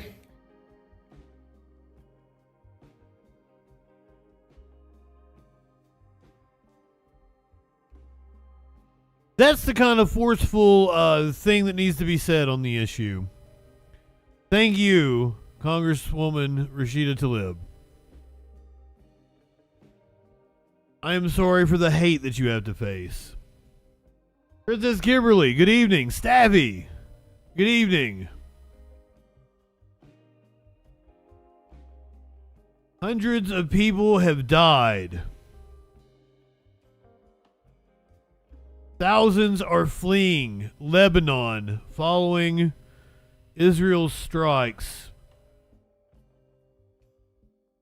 as hostilities escalate. Whether or not it will be a fight to the finish in the Middle East hangs in the balance. But finish of what? No let-up in Israel's bombardment of what it says are Hezbollah targets inside Lebanon, deep inside. In some cases, it said it had killed the head of Hezbollah's missile division in one of those strikes in Beirut. Even without him, Hezbollah kept up its return fire. Israel said around 100 Hezbollah rockets were launched towards northern Israel today.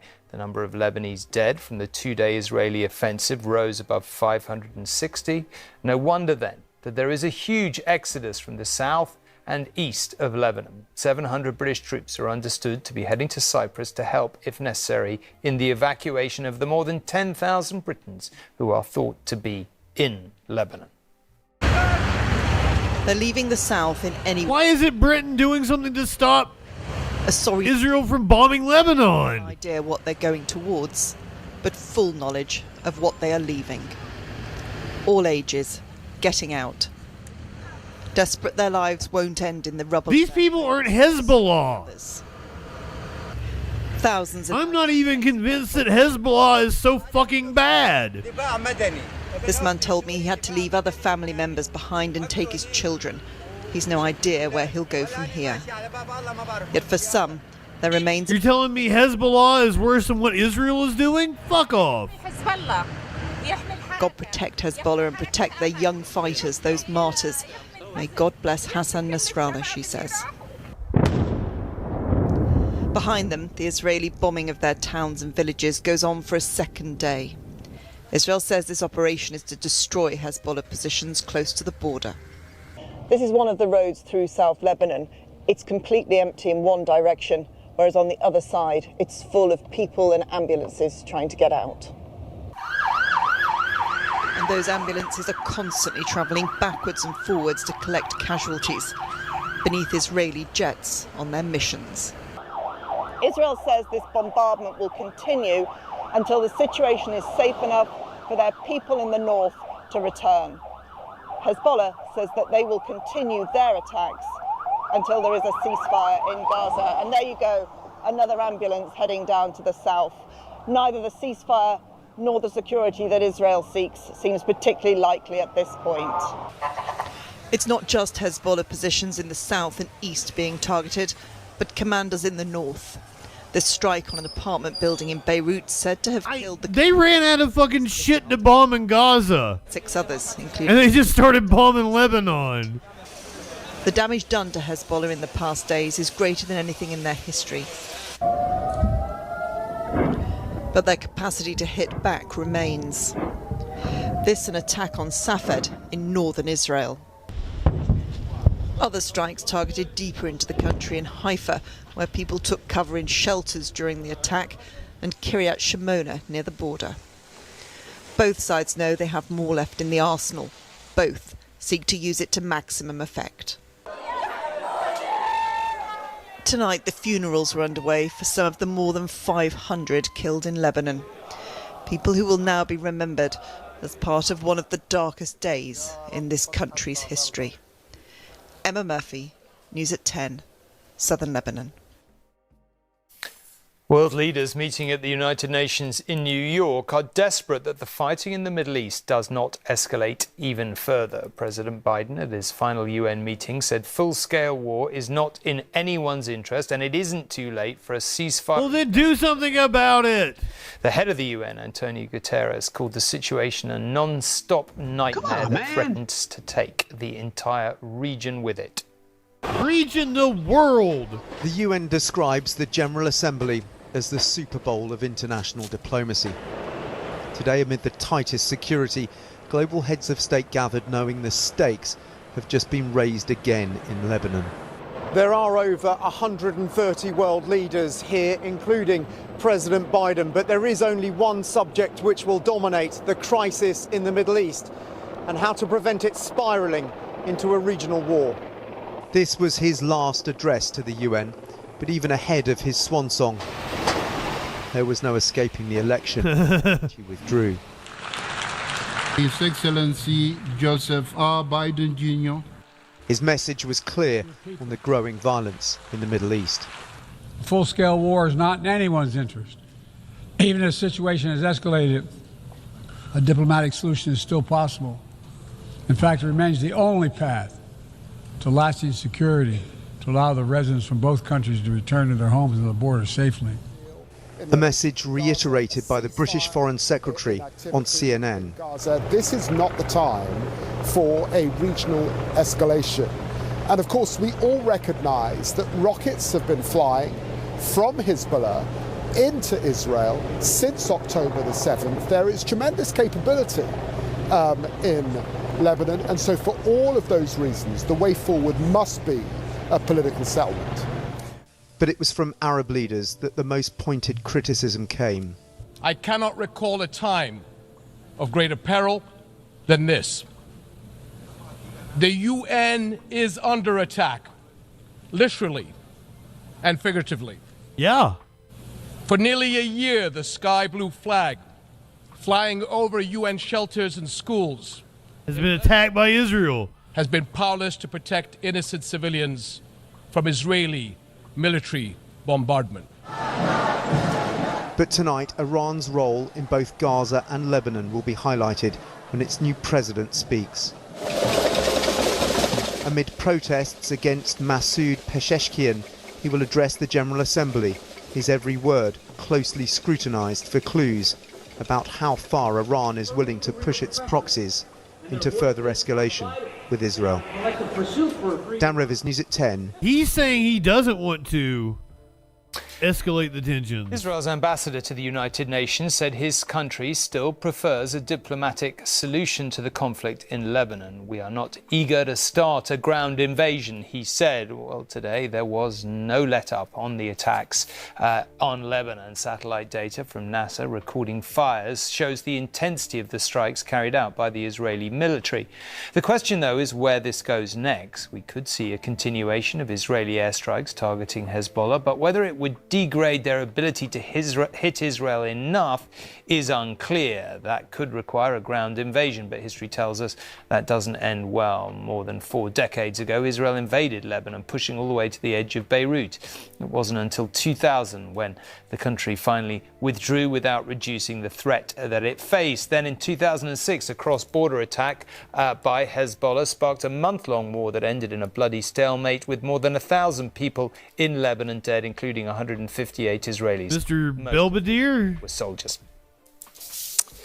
Now, let's go back to Emma in Beirut and John in Tel Aviv. John, maybe you first. You've been very clear over the last of building, that's it. Our discussions about what Israeli strategy is, and also you've talked repeatedly about that history and how it weighs heavily on the Israelis. It does look as if they have, they've hit a lot of Hezbollah personnel and perhaps some of their weapons. Do you think they've killed a lot of innocent people? The calculation amongst the Israeli high command is tonight. Good evening, Tom. Well, let's be absolutely clear. The Israelis have just inflicted on Hezbollah the worst week that the militia has ever experienced since its creation way back in 1982. And I think the Israelis are... I didn't think it was that old. I thought it was in the 90s. ...secure in the knowledge that should Hezbollah ever choose to retaliate in a really big way, and I think up to now they've shown some restraint, but should they ever retaliate in a really big 82, it's older than me. ...enter the war on Israel's side, something Hezbollah does not want to see happen. Tom, it was this time last week. It's not about Hezbollah. Like, Israel wants to see that happen. Can't you guys see it? It's right there in front of your faces. Israel wants to draw the U.S. in. That the Israeli government made clear it was switching its focus from Gaza to South Lebanon and prioritizing the return of residents to... Not enough shit to bomb in Gaza anymore. ...border. Over the last 48 hours, we've seen a sort of symmetry as tens of thousands more Lebanese have been forced to flee their homes and migrate north, mainly to the Beirut area, where presumably they'll become a headache for the authorities and Hezbollah as they clamour to return to their homes. I think the Israelis will keep up the airstrikes for the time being in the hope that Hezbollah relents and announces a ceasefire. What a weird framing. He just referred to the refugees that Israel's creating, innocent civilians, as a headache for authorities in Beirut. Giving a very good impression of being prepared to mount a ground invasion if it comes to it. But as we've said before, history does not bode well for that. John, thank you very much. Well, Emma, in the light of everything John's just said there, Hezbollah clearly haven't had a easy week. They've been pummeled. Many of their people have been injured or killed. Where do you think their calculation is tonight? Well, you're quite right when you say they haven't had a good week. It's been absolutely dreadful and probably the worst in their history. If we just think through what's gone on in the space of 7 days, there have been the attacks on their communication systems, the assassination of their commanders. Raven pulls the anti-condemn. Operation has been thrown into chaos, and then there have been the hits over the past couple of days on their weapons storage and their weapons launch positions. So it is an incredibly difficult situation for them now. The Americans say that they believe that Hezbollah has been knocked back about 20 years in terms of their capacity. But I think that is a slightly optimistic view from the Americans, because let's not forget that Hezbollah is the most armed paramilitary group in the world. They have an awful lot of manpower, they have an awful lot of weaponry, and they have a significant amount of support from different points on that axis of resistance that we've heard so much about over the past months.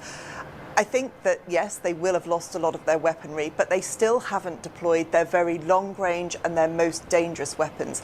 Obviously, they will be stored in places that are far more secure than some of their cheaper, shorter-range missiles. And I think the concern shared both in Israel, around the world, and also in Lebanon is what happens if they choose to deploy them and what the consequences of that would be. Okay, so overall, I thought their assessment of the situation, and I like the little history they threw in there, but they were very biased towards the Israeli perspective. We were watching the France 24/7 channel last night. They did a really good job. France did better reporting than the UK on the situation. At least these specific stations.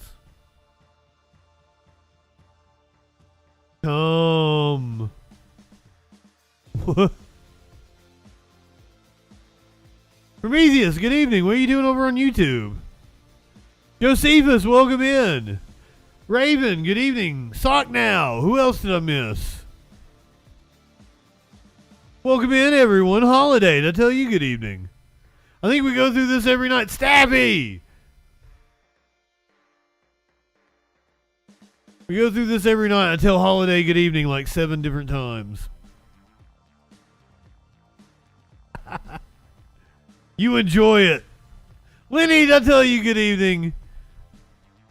Throwing my greetings up to Boston. You're probably going to get the aftermath of the tropical storm here in a few days. I'm already starting to get some of the storm. They are bracing in Florida and the Gulf Coast.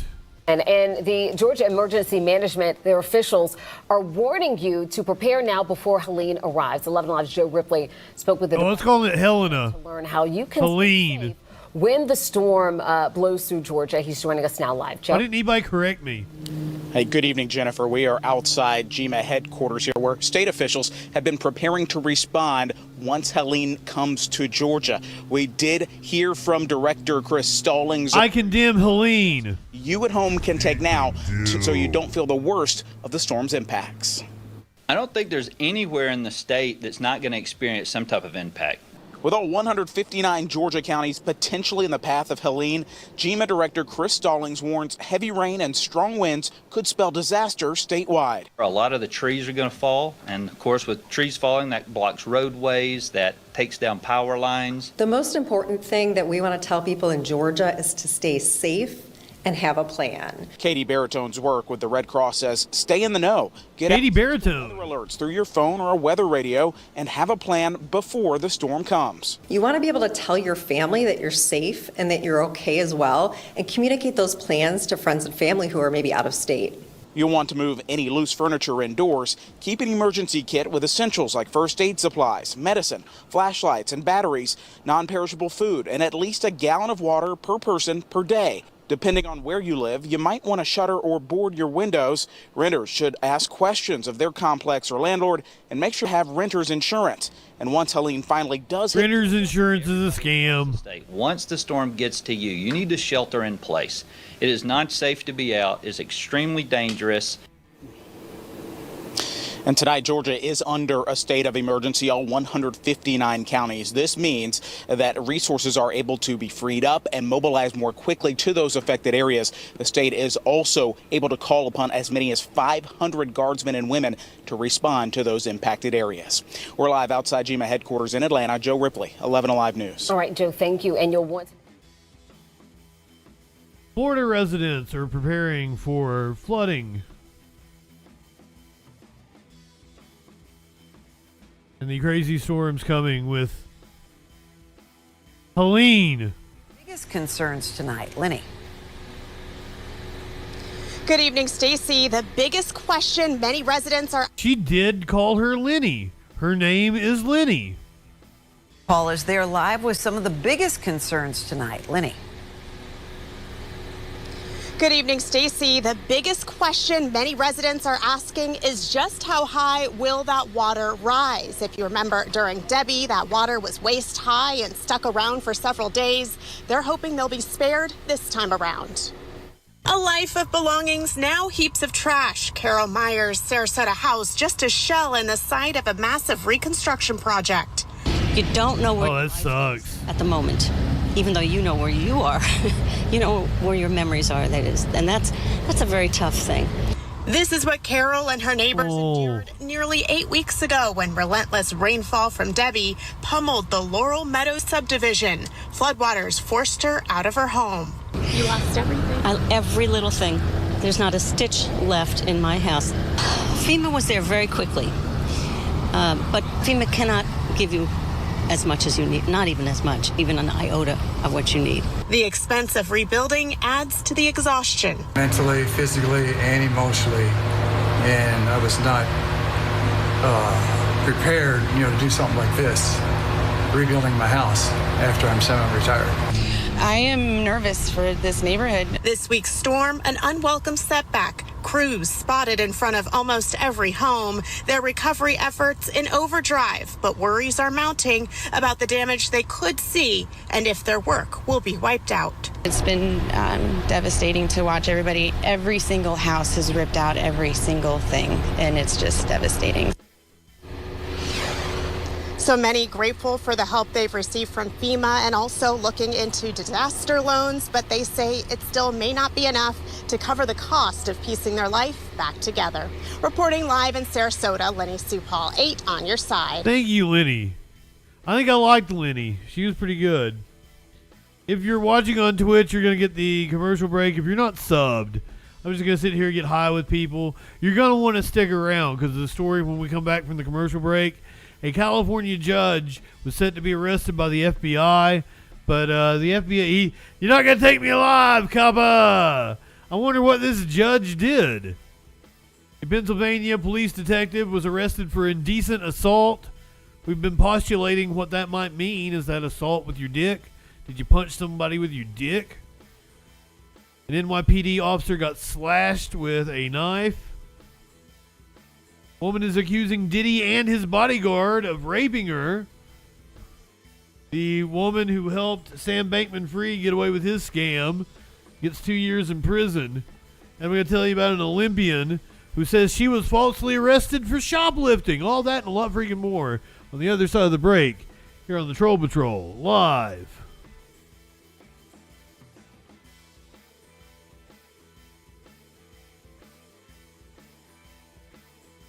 It still hasn't made landfall, apparently. Share of weather just in the last year. Our Capitol reporter Forrest Saunders joins us live in Tallahassee tonight. And Forrest, how is the state preparing for Helene? Oh, God. Something, Phil. I think the biggest news of the day is probably that we've upgraded our emergency declarations here in the Sunshine State. So what was 41 counties last evening is now 61 counties. And that really gives you a sense of just how seriously state officials, including the governor, are taking this system. They recognize that we don't know exactly where this thing is going to make landfall. We recognize that it's going to be a big storm, and that means impacts almost everywhere. It still hasn't made landfall? Storm very seriously. This was posted just minutes ago, so it was probably there. They have a 9 o'clock news, possibly? And it still hasn't made landfall, and shit. As folks up and down the peninsula prepare for Helene, Florida state government warning time is running out to do so. Bottom line is, it's a chance to have a major impact, so just prepare as if it's going to be as strong as possible. State preparations started on Monday and now include 18,000 linemen ready for power outages, 3,000 members of the Florida National Guard, and 150,000 feet of inflatable flood walls, which the state says successfully spared vital infrastructure during Debbie in August. We want to make sure that we protect as much of our coastline infrastructure as possible, as well as any private property. We're here ready to respond. All we need is for the counties to let us know what it is that they need. While the work continues, state schools getting ready to shutter. Both FAMU and FSU preparing to cancel class until the storm passes. Students seemed unfazed. It's kind of like a snow day instead of a hurricane day, so it's more exciting to get a hurricane than not. And I have a test on Thursday, so I'm hoping it gets canceled. The FSU style, which is the red brick, right? Yeah. It's like, I mean, the big bad wolf didn't throw the brick house down, so I think I'll be okay. Meanwhile, in D.C., Florida's U.S. Senator Rick Scott saying the federal government stands ready to help, but warning FEMA recovery funding is contingent on lawmakers passing a budget resolution ASAP. Well, they have one. FEMA does not have enough resources, but as part of the continuing resolution that will most likely pass this week, there will be more resources for disaster relief for FEMA. Apparently I have a thunderstorm starting in 5 minutes. Oh, this shit isn't even off of the... I thought it was off of the hurricane that I was getting. It is not. Or the tropical storm. Okay, so this is this. Oh, shit. And one thing that we should talk about is continuity of government. One of the things that Governor DeSantis was asked about today is whether or not state officials. That motherfucker is pounding Cuba right now. That's where that motherfucker is. And it is huge. Holy shit. Officials were going to be shuttering offices or anything like that. And while that is likely, we are in a hardened facility here at the state. I guess it's technically possible that what I'm getting is coming off of it. Withstand hurricane force winds. And he says that he's going to be. I don't think that's a cop. I think that's an EMT. But it could be a cop. Out here through the duration of the storm, as well as all of those state officials that are working in the corridors and the offices behind me. They're going to wait this thing out right here, doing everything they can to help the state out as this storm passes through. All right, Forrest, thank you. Live for us in Tallahassee. Yeah, probably a dispatcher. Yeah, fucking, god damn, that thing is huge.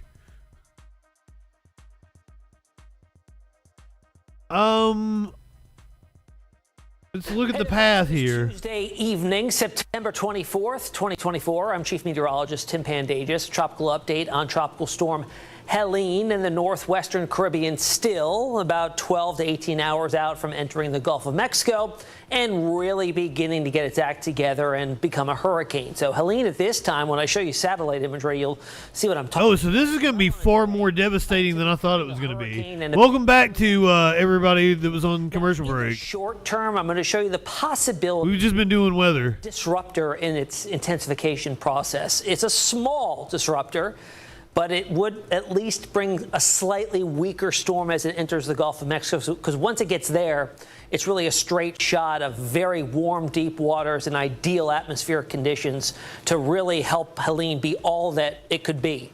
Really, it'll likely intensify into a high-end Category 3. Is it going to join the Army? Higher than that as we get into Thursday evening. Oh, God. Now, this does look now likely to be a high-impact event, not only for Florida, but for a good chunk of the southeastern part of the U.S. well after the storm makes landfall. It'll have such a large wind field that we could be talking about a Mo, good evening. Power outage event. You're going to have to bunker down too, Mo, possibly. Intermediate advisory. We don't actually know the path. It could possibly go west towards Louisiana. National Hurricane Center. And to refresh yourselves on the advisories we get from the Hurricane Center, 8 of them a day when we have a name. Brad, good evening. Here's a look at them. In between, we have the big advisory updates, the full advisories. That includes track changes, a shift in the forecast code if it's deemed necessary, and in between the intermediate updates. And then let's see the path. Wind speed. Yeah, here we go. On Thursday, typically the Hurricane Center does introduce. That's what it's looking like currently. On those stats and location ahead of landfall. So here's a look at it on satellite imagery. We're looking at the infrared filter here, and why I like to use this, especially with this particular filter that with the color coordinated on it, is because it gives us the temperatures of the cloud tops and really tells us where the strongest convection or thunderstorm activity is. Colder the cloud tops, stronger the thunderstorms. The colder cloud tops are depicted by the shades of white, and you can see the center of Helene right there. We're starting to see strong convection trying to wrap around it. If you recall yesterday's video, this was asymmetrical, lopsided on the eastern side because we had wind shear. that wind shear has really dissipated. It's moving into a more ideal environment. But notice also here on this 12 Yeah, so it's going to intensify as it bend of the center goes upwards. Helene, a bend to the northwest. It's intensification because look at the warm water.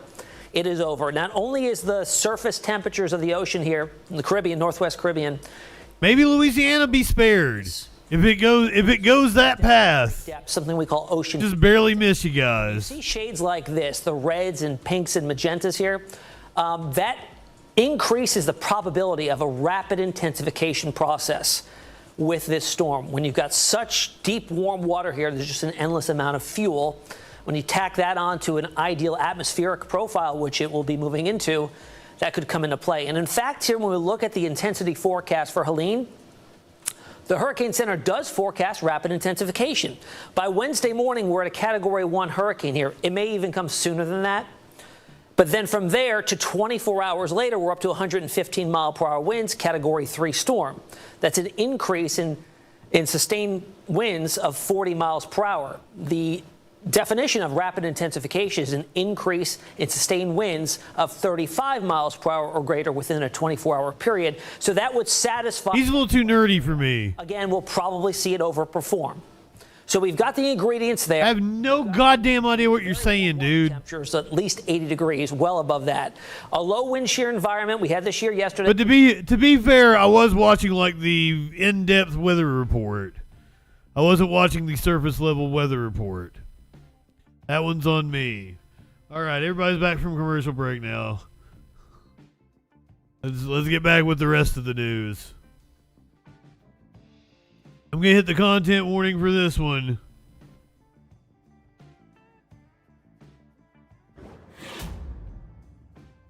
The FBI was on its way to arrest a judge in Orange County, California, and he decided he didn't want to be arrested. To begin with that developing story out of Orange County, and former judge and district attorney under investigation for accepting bribes took his own life as the FBI moved in earlier today. At some point during the chaos, an FBI agent opened fire. Exactly why, now under investigation. Eyewitness News reporter Marcus Solis live in Campbell Hall with the very latest. Marcus. Well, David and Liz, a senior retirement community here in rural Orange County, an unlikely backdrop for this violent confrontation that took place this morning, but that's exactly what happened. Not high enough for this shit. Been to arrest that former assistant district attorney on bribery charges. Scary. Sad. And shocking, a violent end to a scandalous case. Stuart Rosenwasser, a former judge and assistant DA, is dead after an armed confrontation with FBI agents who went to his home to arrest him this morning. I was standing by the front door. My friend went outside the front door. They screamed at us to get in the house, get in the house. Sources say Rosenwasser pointed a gun at an agent who fired a shot. Rosenwasser then barricaded himself and it's believed fatally shot himself. A federal grand jury indicted the 72-year-old on bribery charges, accusing him of launching an investigation in 2022 when he was working in the district attorney's office to help a longtime associate. The man, known as Marty Sudani, accused his nephew of stealing nearly $2 million from him. In a text, Rosenwasser allegedly says, "I'm putting maximum effort into this. We will utilize all available assets." Court documents show copies of money orders and checks made out to the lawyer, and in another exchange, Rosenwasser allegedly wrote, "I will always protect you and help you." Rosenwasser abruptly resigned earlier this year.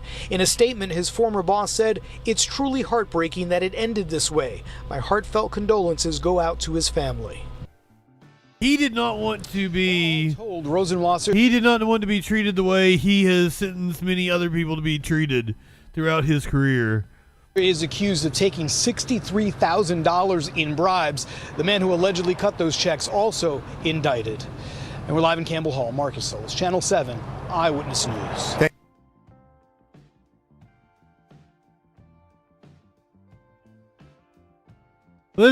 Let's get the update on this. This just popped up after we did this story. They just posted this minutes ago. Let's get the update on what's going on with Mayor Eric Adams' office. Apparently, he has ties to at least 6 different foreign countries. David Banks, who insists he's not a target of a federal investigation, tonight says he will be leaving the country's largest school system at the end of this year. The move coming just weeks after his home was searched and his phone taken by federal investigators. He is now the third high-ranking member of the Adams administration to leave in the last 2 weeks. The others, Police Commissioner Edward Caban and Health Commissioner Ashwin Vasan. The mayor's chief counsel also stepping down. The mayor insists he is continuing to do the city's... How long does Adams last?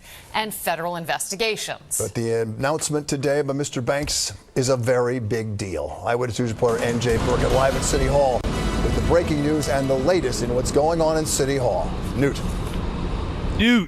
And that's right, Bill. It is, of course, a big deal when your police commissioner resigns, when your health commissioner gives his notice, and your own chief counsel says she can no longer represent you. So, yes, schools chancellor David Banks says he will leave the city at the end of this year. I love it. David Banks was widely admired in his 2.5 years as New York schools chancellor. This afternoon, he told the mayor he's stepping down. During our meeting earlier this year, I advised you that I intend to retire at the end of this calendar year after ensuring the school year got off to a good start. Banks' plan to retire had not been publicly known. In fact, here's what he said. Yeah, Flash thinks Adams is a honeypot. See where these investigations go. And other than that, I am very, very focused on my work. It all comes less than a month after federal agents came to Banks' townhouse and seized his phones and phones belonging to his fiancée, First Deputy Mayor Sheena Wright. The chancellor's now the fourth administration official in recent weeks to announce he's stepping down. Police Commissioner Edward Caban, who is also under federal investigation. The mayor's chief counsel, Lisa Zornberg, who said she could no longer defend the mayor. And just yesterday, City Health Commissioner Ashwin Vasan said that he would retire at the end of the year, although there is no indication that he is under investigation. People come in and out of government. Dr. Vasan has been here. He's going to be here for 3 years. 3 years. That is some wear and tear on you. 3 years? The mayor sought to downplay Vasan's resignation today, but administration officials acknowledge the timing is bad. The mayor surrendered his own phones last November as part of a separate federal... 3 years isn't a long time at a job. 2021 campaign received illegal donations from citizens and government officials in Turkey. Eyewitness News has confirmed that the investigation includes not only Adams' ties to Turkey, but to Israel, Qatar, China, South Korea. This motherfucker might have been taking money from Turkey, Israel, Qatar, China, South Korea, and Uzbekistan.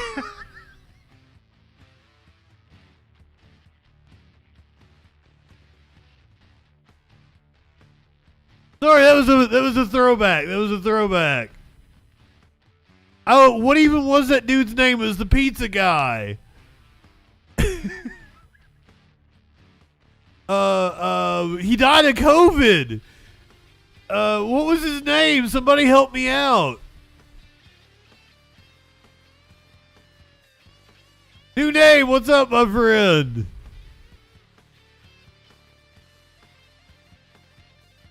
Somebody help me out. What was the pizza guy's name that ran for? It was like the year that Mitt Romney was the nominee. Herman Cain! Ducky got it for you. Thank you, Herman Cain. His 999 plan. That's every time I see Uzbekistan, that's all I can think about is him saying Uzbekistan. Oh my God! That if I'd been doing the Troll Patrol back then, that would have been a drop. Yeah, his 999 plan. This motherfucker. News has confirmed that the investigation includes not only Adams' ties to Turkey, but to Israel, Qatar, China, South Korea, and the former... Shelley, did I tell you good evening? The only one of the 6 Adams has not visited. Sheena Wright routinely attends the mayor's weekly Q&A with reporters, but Ms. Wright was not among officials attending today, and there's growing speculation that she may be next to leave. City Council member Robert Holden says the mayor seems determined to soldier on. He's got a good poker face so far. It's just a matter of time. Is this going to catch up to him? And he's yes. Up one morning and not be able to function because he's a human being. So this has to be weighing on him. Have you seen any evidence that he can't? Fuck him! No, and in fact, it's the opposite. He's doing his job, and he said he's gung-ho on continuing his work, and he wants to get reelected. Wants to get reelected. And this video just into Eyewitness News. School's Chancellor David Banks arriving home at his townhouse in Upper Manhattan again. He has now become the fourth administration officials to announce that a nice house. Leave the administration in Banks's case, leaving the administration at the end of the calendar year as of December 31st. But the mayor's opponents have insisted that all of this is just one big distraction. Add to that the city's interim police commissioner who had his homes searched by the FBI as part of an unrelated investigation. Much more on this. We'll continue to follow this developing story. I should have went to New York. I should have packed it up and went to New York when I was young. Missed my chance. I could have been that news reporter standing on the street.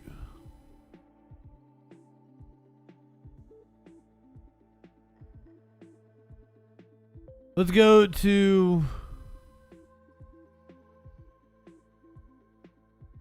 Okay, like this is in Pennsylvania. It's the Nether Providence. It's in Delaware County. A police detective has been charged with indecent assault. I guess I should hit the content warning. We apparently have video. A detective in Delaware County is facing serious charges tonight. Investigators say Michael Erickson, who worked at the Nether Providence Township Police Department, is charged with indecent assault. He's been placed on administrative leave after turning himself in today. Tuesday night, the big story on Action News is a detective from Delaware County facing serious charges. Investigators say he was not on duty when the alleged crime was committed. Action News reporter Sharifa Jackson live at the Nether Providence Police. What's indecent assault? Details tonight. Sharifa. Yeah, Rick, Shari, this investigation into Erickson, it began months ago, and while he was placed on administrative leave pending the outcome of this investigation, we've learned that he resigned yesterday. This is former Nether Providence Police Department Detective Sergeant Michael Erickson. Looks like a dick. Taken in March of 2023 at the time of his latest promotion. Literally looks like a dick. Look at that head. Today, the 51-year-old finds himself on the wrong side of the law, charged with one count of indecent assault. Nether Providence Police Chief David Splain says the charge stems from an incident in Aston Township when Erickson was not on duty. The spokesperson for the Pennsylvania Attorney General's office adds the assault involved an unconscious person during an alleged incident on June 1st. Erickson turned himself into authorities today. I immediately placed Erickson on administrative leave pending the outcome of the criminal investigation. Erickson first became an officer with the Nether Providence Police Department in 2003. He started as a patrol officer and worked his way up to a detective sergeant. I would like to respond to the community regarding today's arrest. In this video posted to social media earlier today, Chief David Splain says they're taking this case very seriously and cooperating fully with investigators from the Pennsylvania Attorney General's office. So it's an aggravated assault that's a sex crime. And they're saying the person was unconscious, so he either raped somebody or like stuck his dick in somebody's unconscious mouth.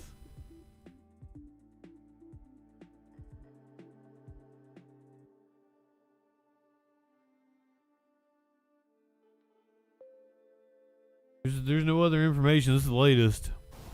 And Erickson's bail was set at $200,000. He's scheduled for a preliminary hearing October 9th. Live from Nether Providence Police, Sharifa Jackson, Channel 6, Action News. Shari. Okay, Sharifa, thank you.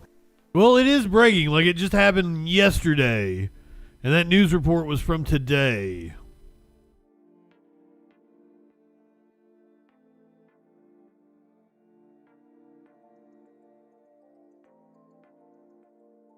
Let's go to this story out of Ohio. More cop corruption. New allegations tonight that a local sheriff used county inmates for his re-election campaign events. The state is now looking into this. But a jail administrator, well, they denied the claims. Caitlin McCarthy spoke with one of the former inmates who says they worked during campaign events for that sheriff. We just set up this entire fundraiser but it wasn't community work. It was specifically, strictly just for him to get reelected. It was his reelection fundraiser. Christopher McCullough is talking about campaign work he says he did for Portage County Sheriff Bruce Zukowski. McCullough was incarcerated for 3 months last year. He says this happened twice, once at the sheriff's steak dinner and then at the Portage County Fair. It was me and about 3 other guys. We would go in and we set up all of the tents. We set up the grills with fresh propane. We brought out all their steaks. Propane. Everybody. We filled up their coolers with drinks and ice. This is a picture McCullough says is of him and another inmate doing work for Zukowski's reelection. He says he was compensated with $3 a week in cigarettes. McCullough feared retaliation from the sheriff if he said no. Never once did they ever inform us that we were doing any sort of work for the sheriff. A former Ohio judge tells 19 News, according to Ohio Revised Code, elected officials cannot use inmates for campaign-related activities. We sat down with Sergeant Sonny Jones. He is the assistant jail administrator. What's your response to those allegations? I would say that would be false. I've the stakeout. I think they've called it a couple of times. Would you say they're false? For the sheriff. And there's never inmates at the stakeout. McCullough's attorney tells 19 News this letter detailing the allegations was filed with the Ohio Civil Rights Commission, the Attorney General, and Secretary of State. A spokesperson for the Secretary of State says in a statement, "I can confirm that our office received information on this matter within the past week and it's being reviewed. We don't comment on pending or active investigations. Our office takes the enforcement of Ohio's election laws seriously and will pursue prosecution of offenses where it's warranted." The Ohio Attorney General also says they are looking into this. McCullough, who now feels safe speaking out, hopes by sharing his story this won't happen to other inmates. You can't use inmates for your own personal gain. When we stopped by the sheriff's office today, we requested a comment from Sheriff Zukowski. We were told he was unavailable, but as soon as we hear back from him, we will update this story. Reporting in Portage County, Caitlin McCarthy, 19 News. I like Caitlin. She was a good reporter.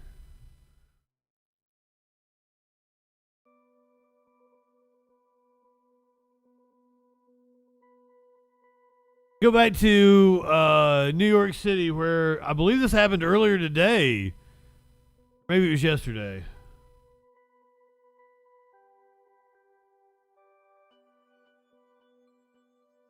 The news reports from today, but I believe it happened yesterday.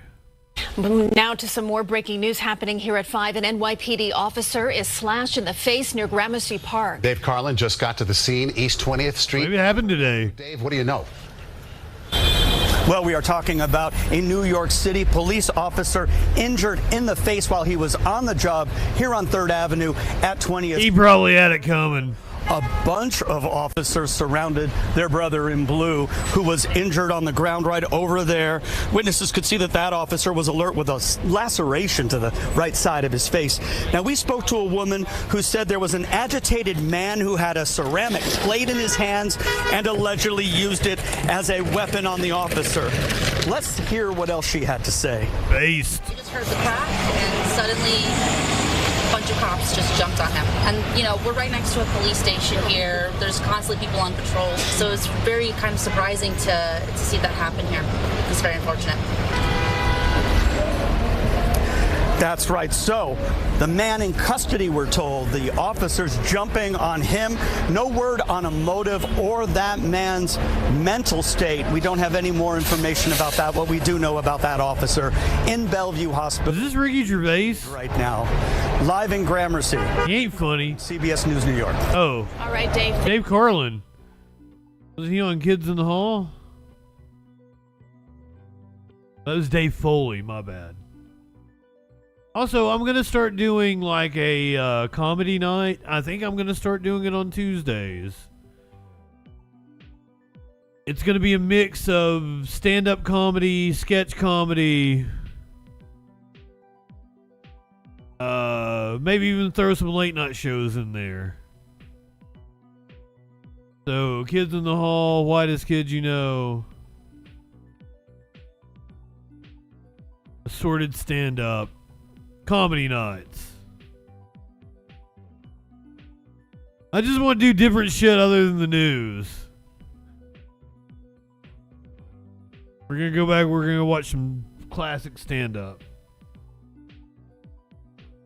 The Appalachia student who was shot during the school shooting, about 2-3 weeks ago now, returned to school. They were interviewed, described their first day back. Well, 20 days after the shooting, 20 days ago, students and 2 teachers inside the halls of their school, students poured back into Appalachia High School today. For some students, like Natalie Griffith, the shooting was still top of mind. It certainly was. And I bet. Iris Belger spoke with Natalie today about the first day back at school and the safety protocols she and others hope the Barrow County School District will implement in the future. The line of school buses and cars formed just before 12:30 at Appalachia High School as students finished a half day to return to the classroom for the first time in nearly 3 weeks. I was a little worried, and I cried a lot over there when I went to pick her up. Marilda Griffith's daughter, Natalie, was shot on September 4th and taken to the hospital. Today, she says she was eager to return to some semblance of normal. There were a lot of dogs. There was Great Danes, Golden Retrievers, Golden Doodles. All to help the 15-year-old and her schoolmates feel comforted when they return to the building. The hallway where the shooting happened, she says, is also altered. Like there's just a white wall with an Appalachia's A on it, so it's pretty much just looking at a blank wall. With the first day now over, more safety measures are something Marilda Griffith says are top of mind. Clear bags might be a good idea to some of the kids that you can see through, that they're not carrying a whole bunch of stuff. And while the district has been helpful, she wants to see more precautions put in place to prevent another tragedy. What else is first? Because if you're not going to be safe at your own school, what are you going to learn, you know? But yeah, make them prisoners. Even more so than what they are.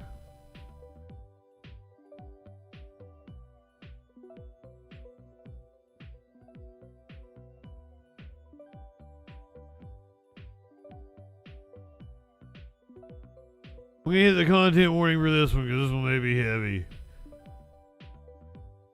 A woman has come forward with her story about her experience with P. Diddy and his bodyguard. Legal troubles are mounting for Sean Diddy Combs. An alleged victim has filed a new lawsuit against him. This as Combs remains behind bars in a Brooklyn jail following his arrest on sex trafficking. I will say I do have some advice for the kids. If there's any kids watching this, you shouldn't be. It's an 18+ stream. But remember,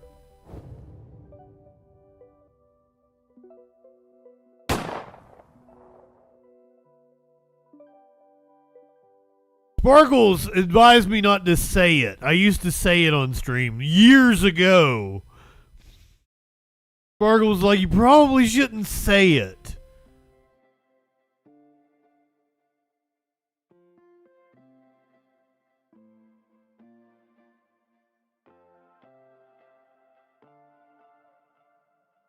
I think it's very valuable life advice because there is not a problem.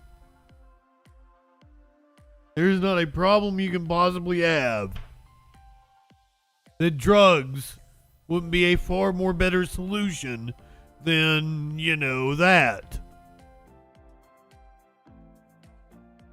It's okay. Here's the thing, Flash, is I can get away with pretty much anything. I've even thought about this, right? It doesn't matter what I do. I do a show with a troll head. We may cover the most serious topics, but ultimately, when it comes down to it, I am a satire of a news program, and that gives me a hell of a lot of freedom. Parody is a wonderful thing in the eyes of the court. Your Honor, I do a show with a troll head.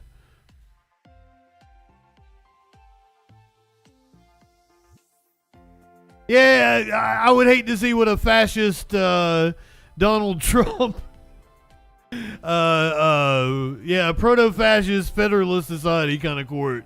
They probably wouldn't be so generous.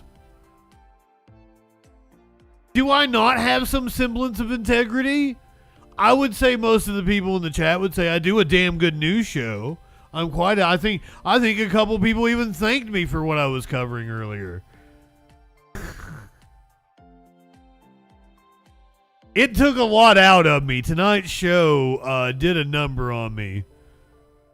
I really wanted to end it multiple times and just like listen to music or play video games or something because it was heavy. Oh yeah, this one's heavy too. Sorry.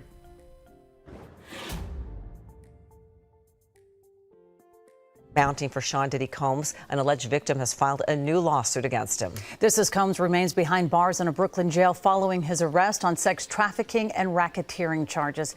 Eyewitness News reporter Josh Haskell joining us live in the studio with the latest developments on this one. Yeah, the start of the show is what got me. We executed an innocent person. We as a country, the state of Missouri, the Attorney General, the Governor Parsons, the Supreme Court of the United States, they all have blood on their hands. We collectively as a country have blood on our hands. And as I talked about at the beginning of the show, like it's a issue I'm very passionate about. I attended a lecture by Sister Helen Prejean, the woman that Dead Men Walking was based on, and I got to ask her questions, have a whole conversation with her and everything.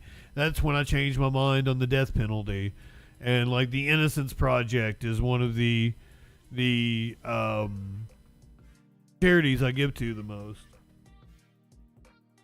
So yeah, that story weighed heavily on me. Really don't like Diddy out here fucking diddling people either. Well, the plaintiff in this lawsuit, Talia Graves, as you just heard, extremely emotional as she delivered prepared remarks explaining how this incident back in 2001 has forever changed her life. More legal trouble for Sean Diddy Combs, who now faces an 11th lawsuit, which comes 1 week after Combs was indicted in New York on federal sex trafficking, racketeering, and prostitution charges. Talia Graves was 25 years old, dating and given a drink that... By the way, I use that video. That's the Bad Boy for Life video. I ripped that earlier today for my the like shorts TikTok version of like where I showed you guys that Trump said he loved Diddy. Ben Stiller. Hold on, I'll show you. I'll fucking show you. This is wild to me because like that didn't age well.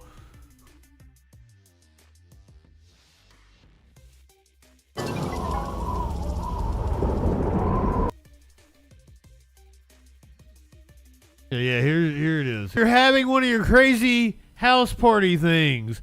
Hey, Ben Stiller, what have you been into? Did you delete all of your tweets like Usher? Sure. In 2001, when she claims she was summoned to a meeting with Sean Diddy Combs, given a drink that caused her to briefly lose consciousness, then awoke to find herself bound and restrained. Graves says she was raped and covered in baby oil. Sorry. Then awoke to find herself bound and restrained. Graves says she was raped by Combs and later found out the incident was recorded. The trauma of the assault has taken a toll on my mental health. I've had PTSD, depression, and anxiety. I'm emotionally scarred. It has been hard for me to trust others, to form healthy relationships. I hope you get millions, ma'am. Safe in my own skin. Also named in the lawsuit, I know it doesn't make up for it. Security, who Graves claims was responsible as well when she was slammed onto a table, her cries for help ignored. Defendants caused plaintiff to be depicted in a video image, unclothed and with intimate body parts exposed, and engaged in sexual conduct with another person. She would never have consented to the videotaping and did not consent. Graves' attorney, Gloria Allred, says her client did not come to her after last week's indictment and that her client first learned of the video recording last year, over 20 years since the alleged incident. They believe the recording may still be out there, being viewed, and asked for it to be destroyed. It's a pain that reaches Was that Adams? the core of who you are and leaving emotional scars that may never fully heal. We reached out to Sean Diddy Combs' legal team, but we haven't heard back. ABC News has learned Combs is now living in the same barrack-style cell at a Brooklyn federal prison as crypto fraudster Sam Bankman-Fried. What, they got a millionaire lockup? Oh my God! Well, that's a perfect transition into the next story. Sam Bankman-Fried's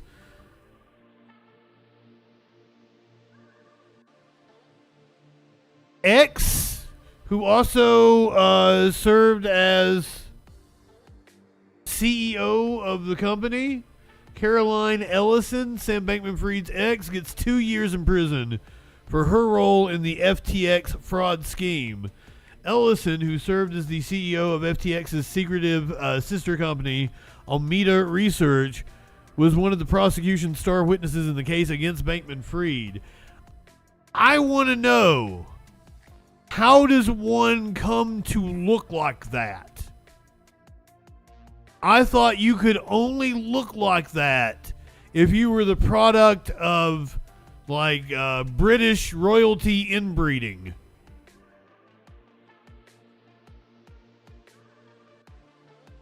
Are there monarchs in her lineage? I shouldn't make fun of the way she looks, but pleaded guilty to money laundering and fraud charges, was the prosecution's star witness.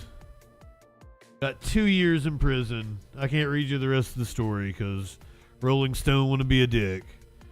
I even think I have an account. I don't know what the hell.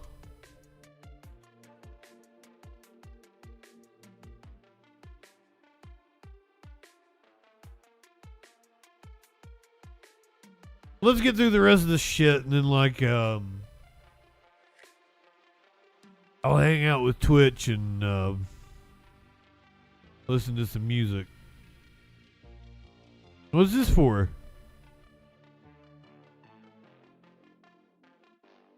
What am I doing the way back on, Flash, or the archive? Oh, bypass paywalls? Really?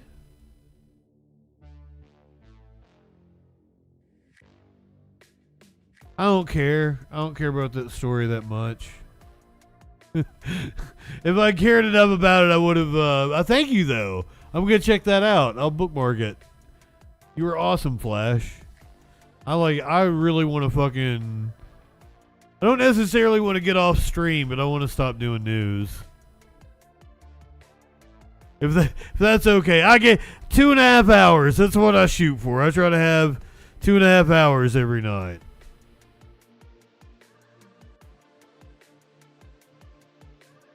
We could do a car chase. I was going to do music. We can do a car chase. That's fun. I'm down with that.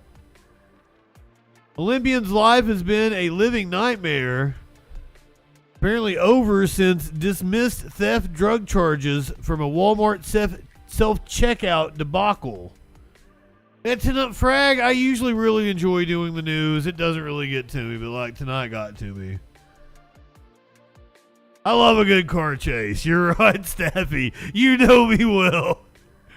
A former Olympic athlete's life has been a living nightmare since she says she was accidentally failed to scan 2 items at a self-checkout machine, leading to her arrest and loss of her prestigious job as an NCAA Division I softball coach.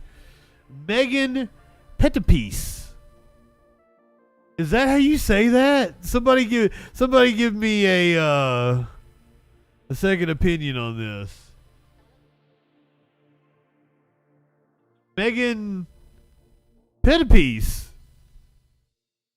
Megan Pettipiece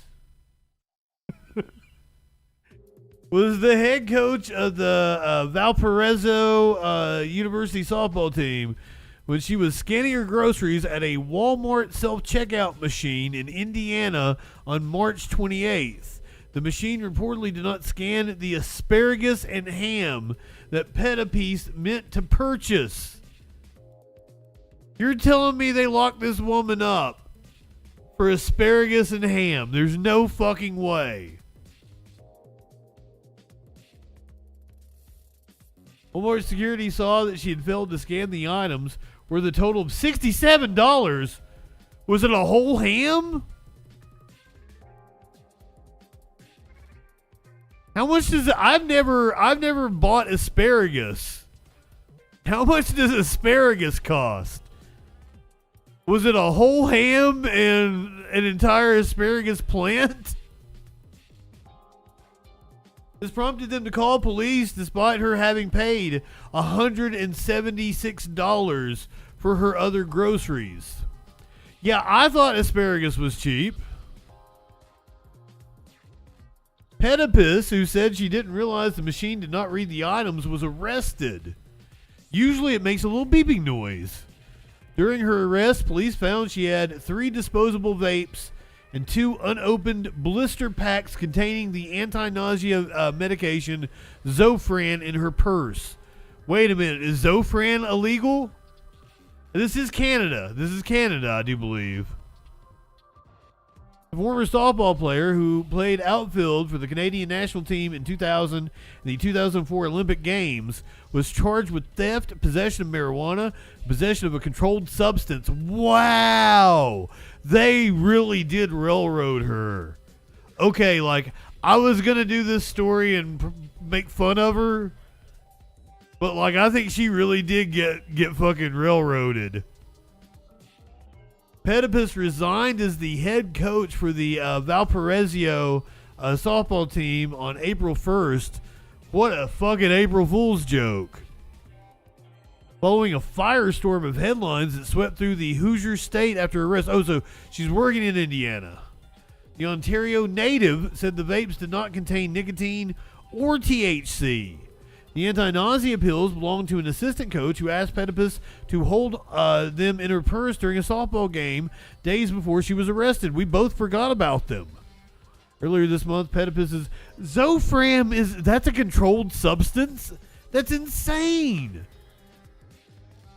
Earlier this month, Pettipice's attorney submitted an application for dismissal that included her account of the incident, proof of her assistant's prescription, and character reference letters, according to the outlet. After reading the application, justice officials dropped the charges against the former athlete on September 19th.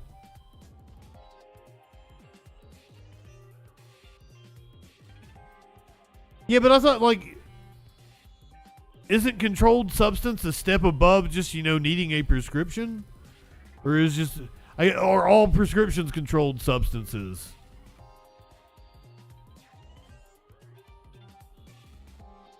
I guess that's what it means by controlled substance, but I thought there's like a designation for things that are like, drugs.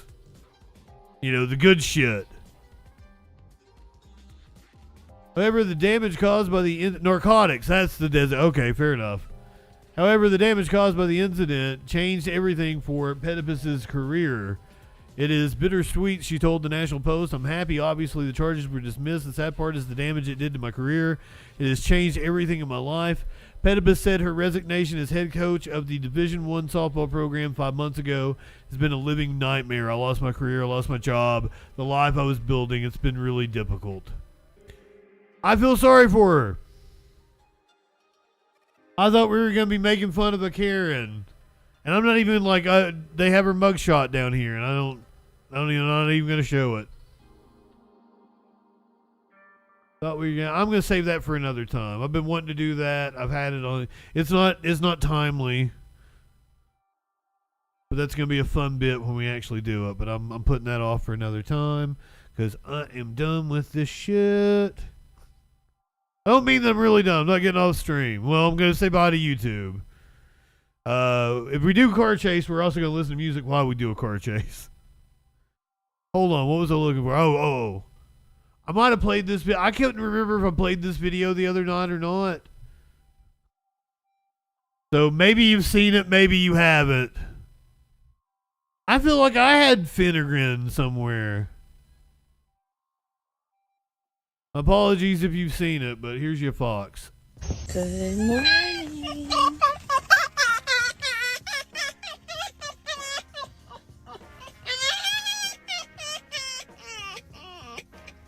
Oh, baby. Was he excited? I don't think we watched this.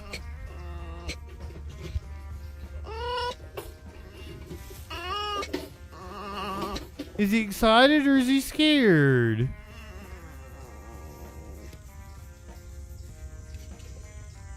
Oh, you think he was happy to see her? It's a fox.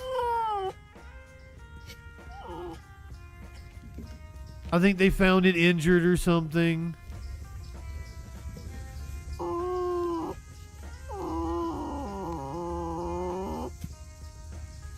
Is there a story with it?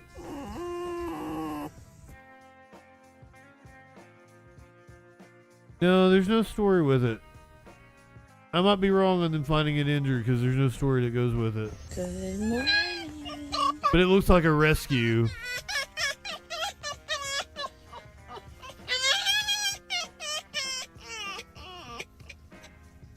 It does seem happy.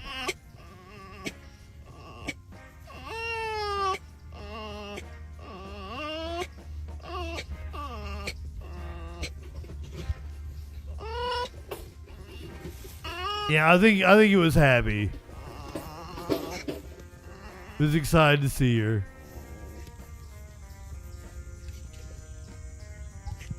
I guess it wants to go back to sleep now.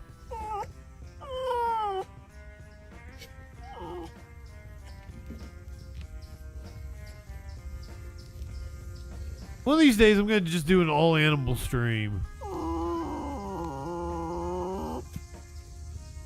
Oh, is she rubbing its back leg? Oh, look at those eyes. Good morning.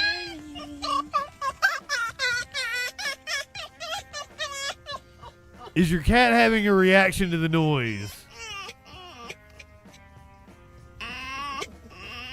I don't have sound over my speakers, so the cats can't hear, but I bet they would go fucking nuts. Let's find out.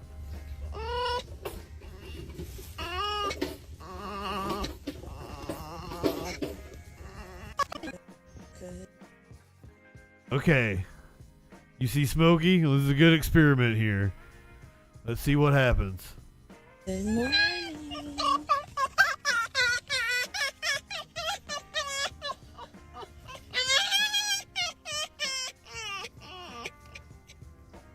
He heard it and then didn't care. Went back to licking himself.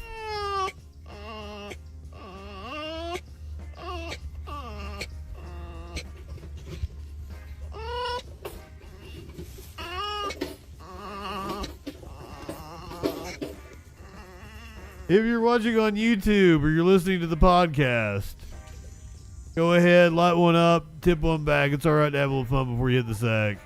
I'm JustinFREAKIN. We'll see you tomorrow night on the Troll Patrol, live. Twitch peeps, stick with us. I don't even know what we're going to do. Maybe car chase. Yeah, car chase. We'll do car chase. I'm a man of the people. I give the people what they want.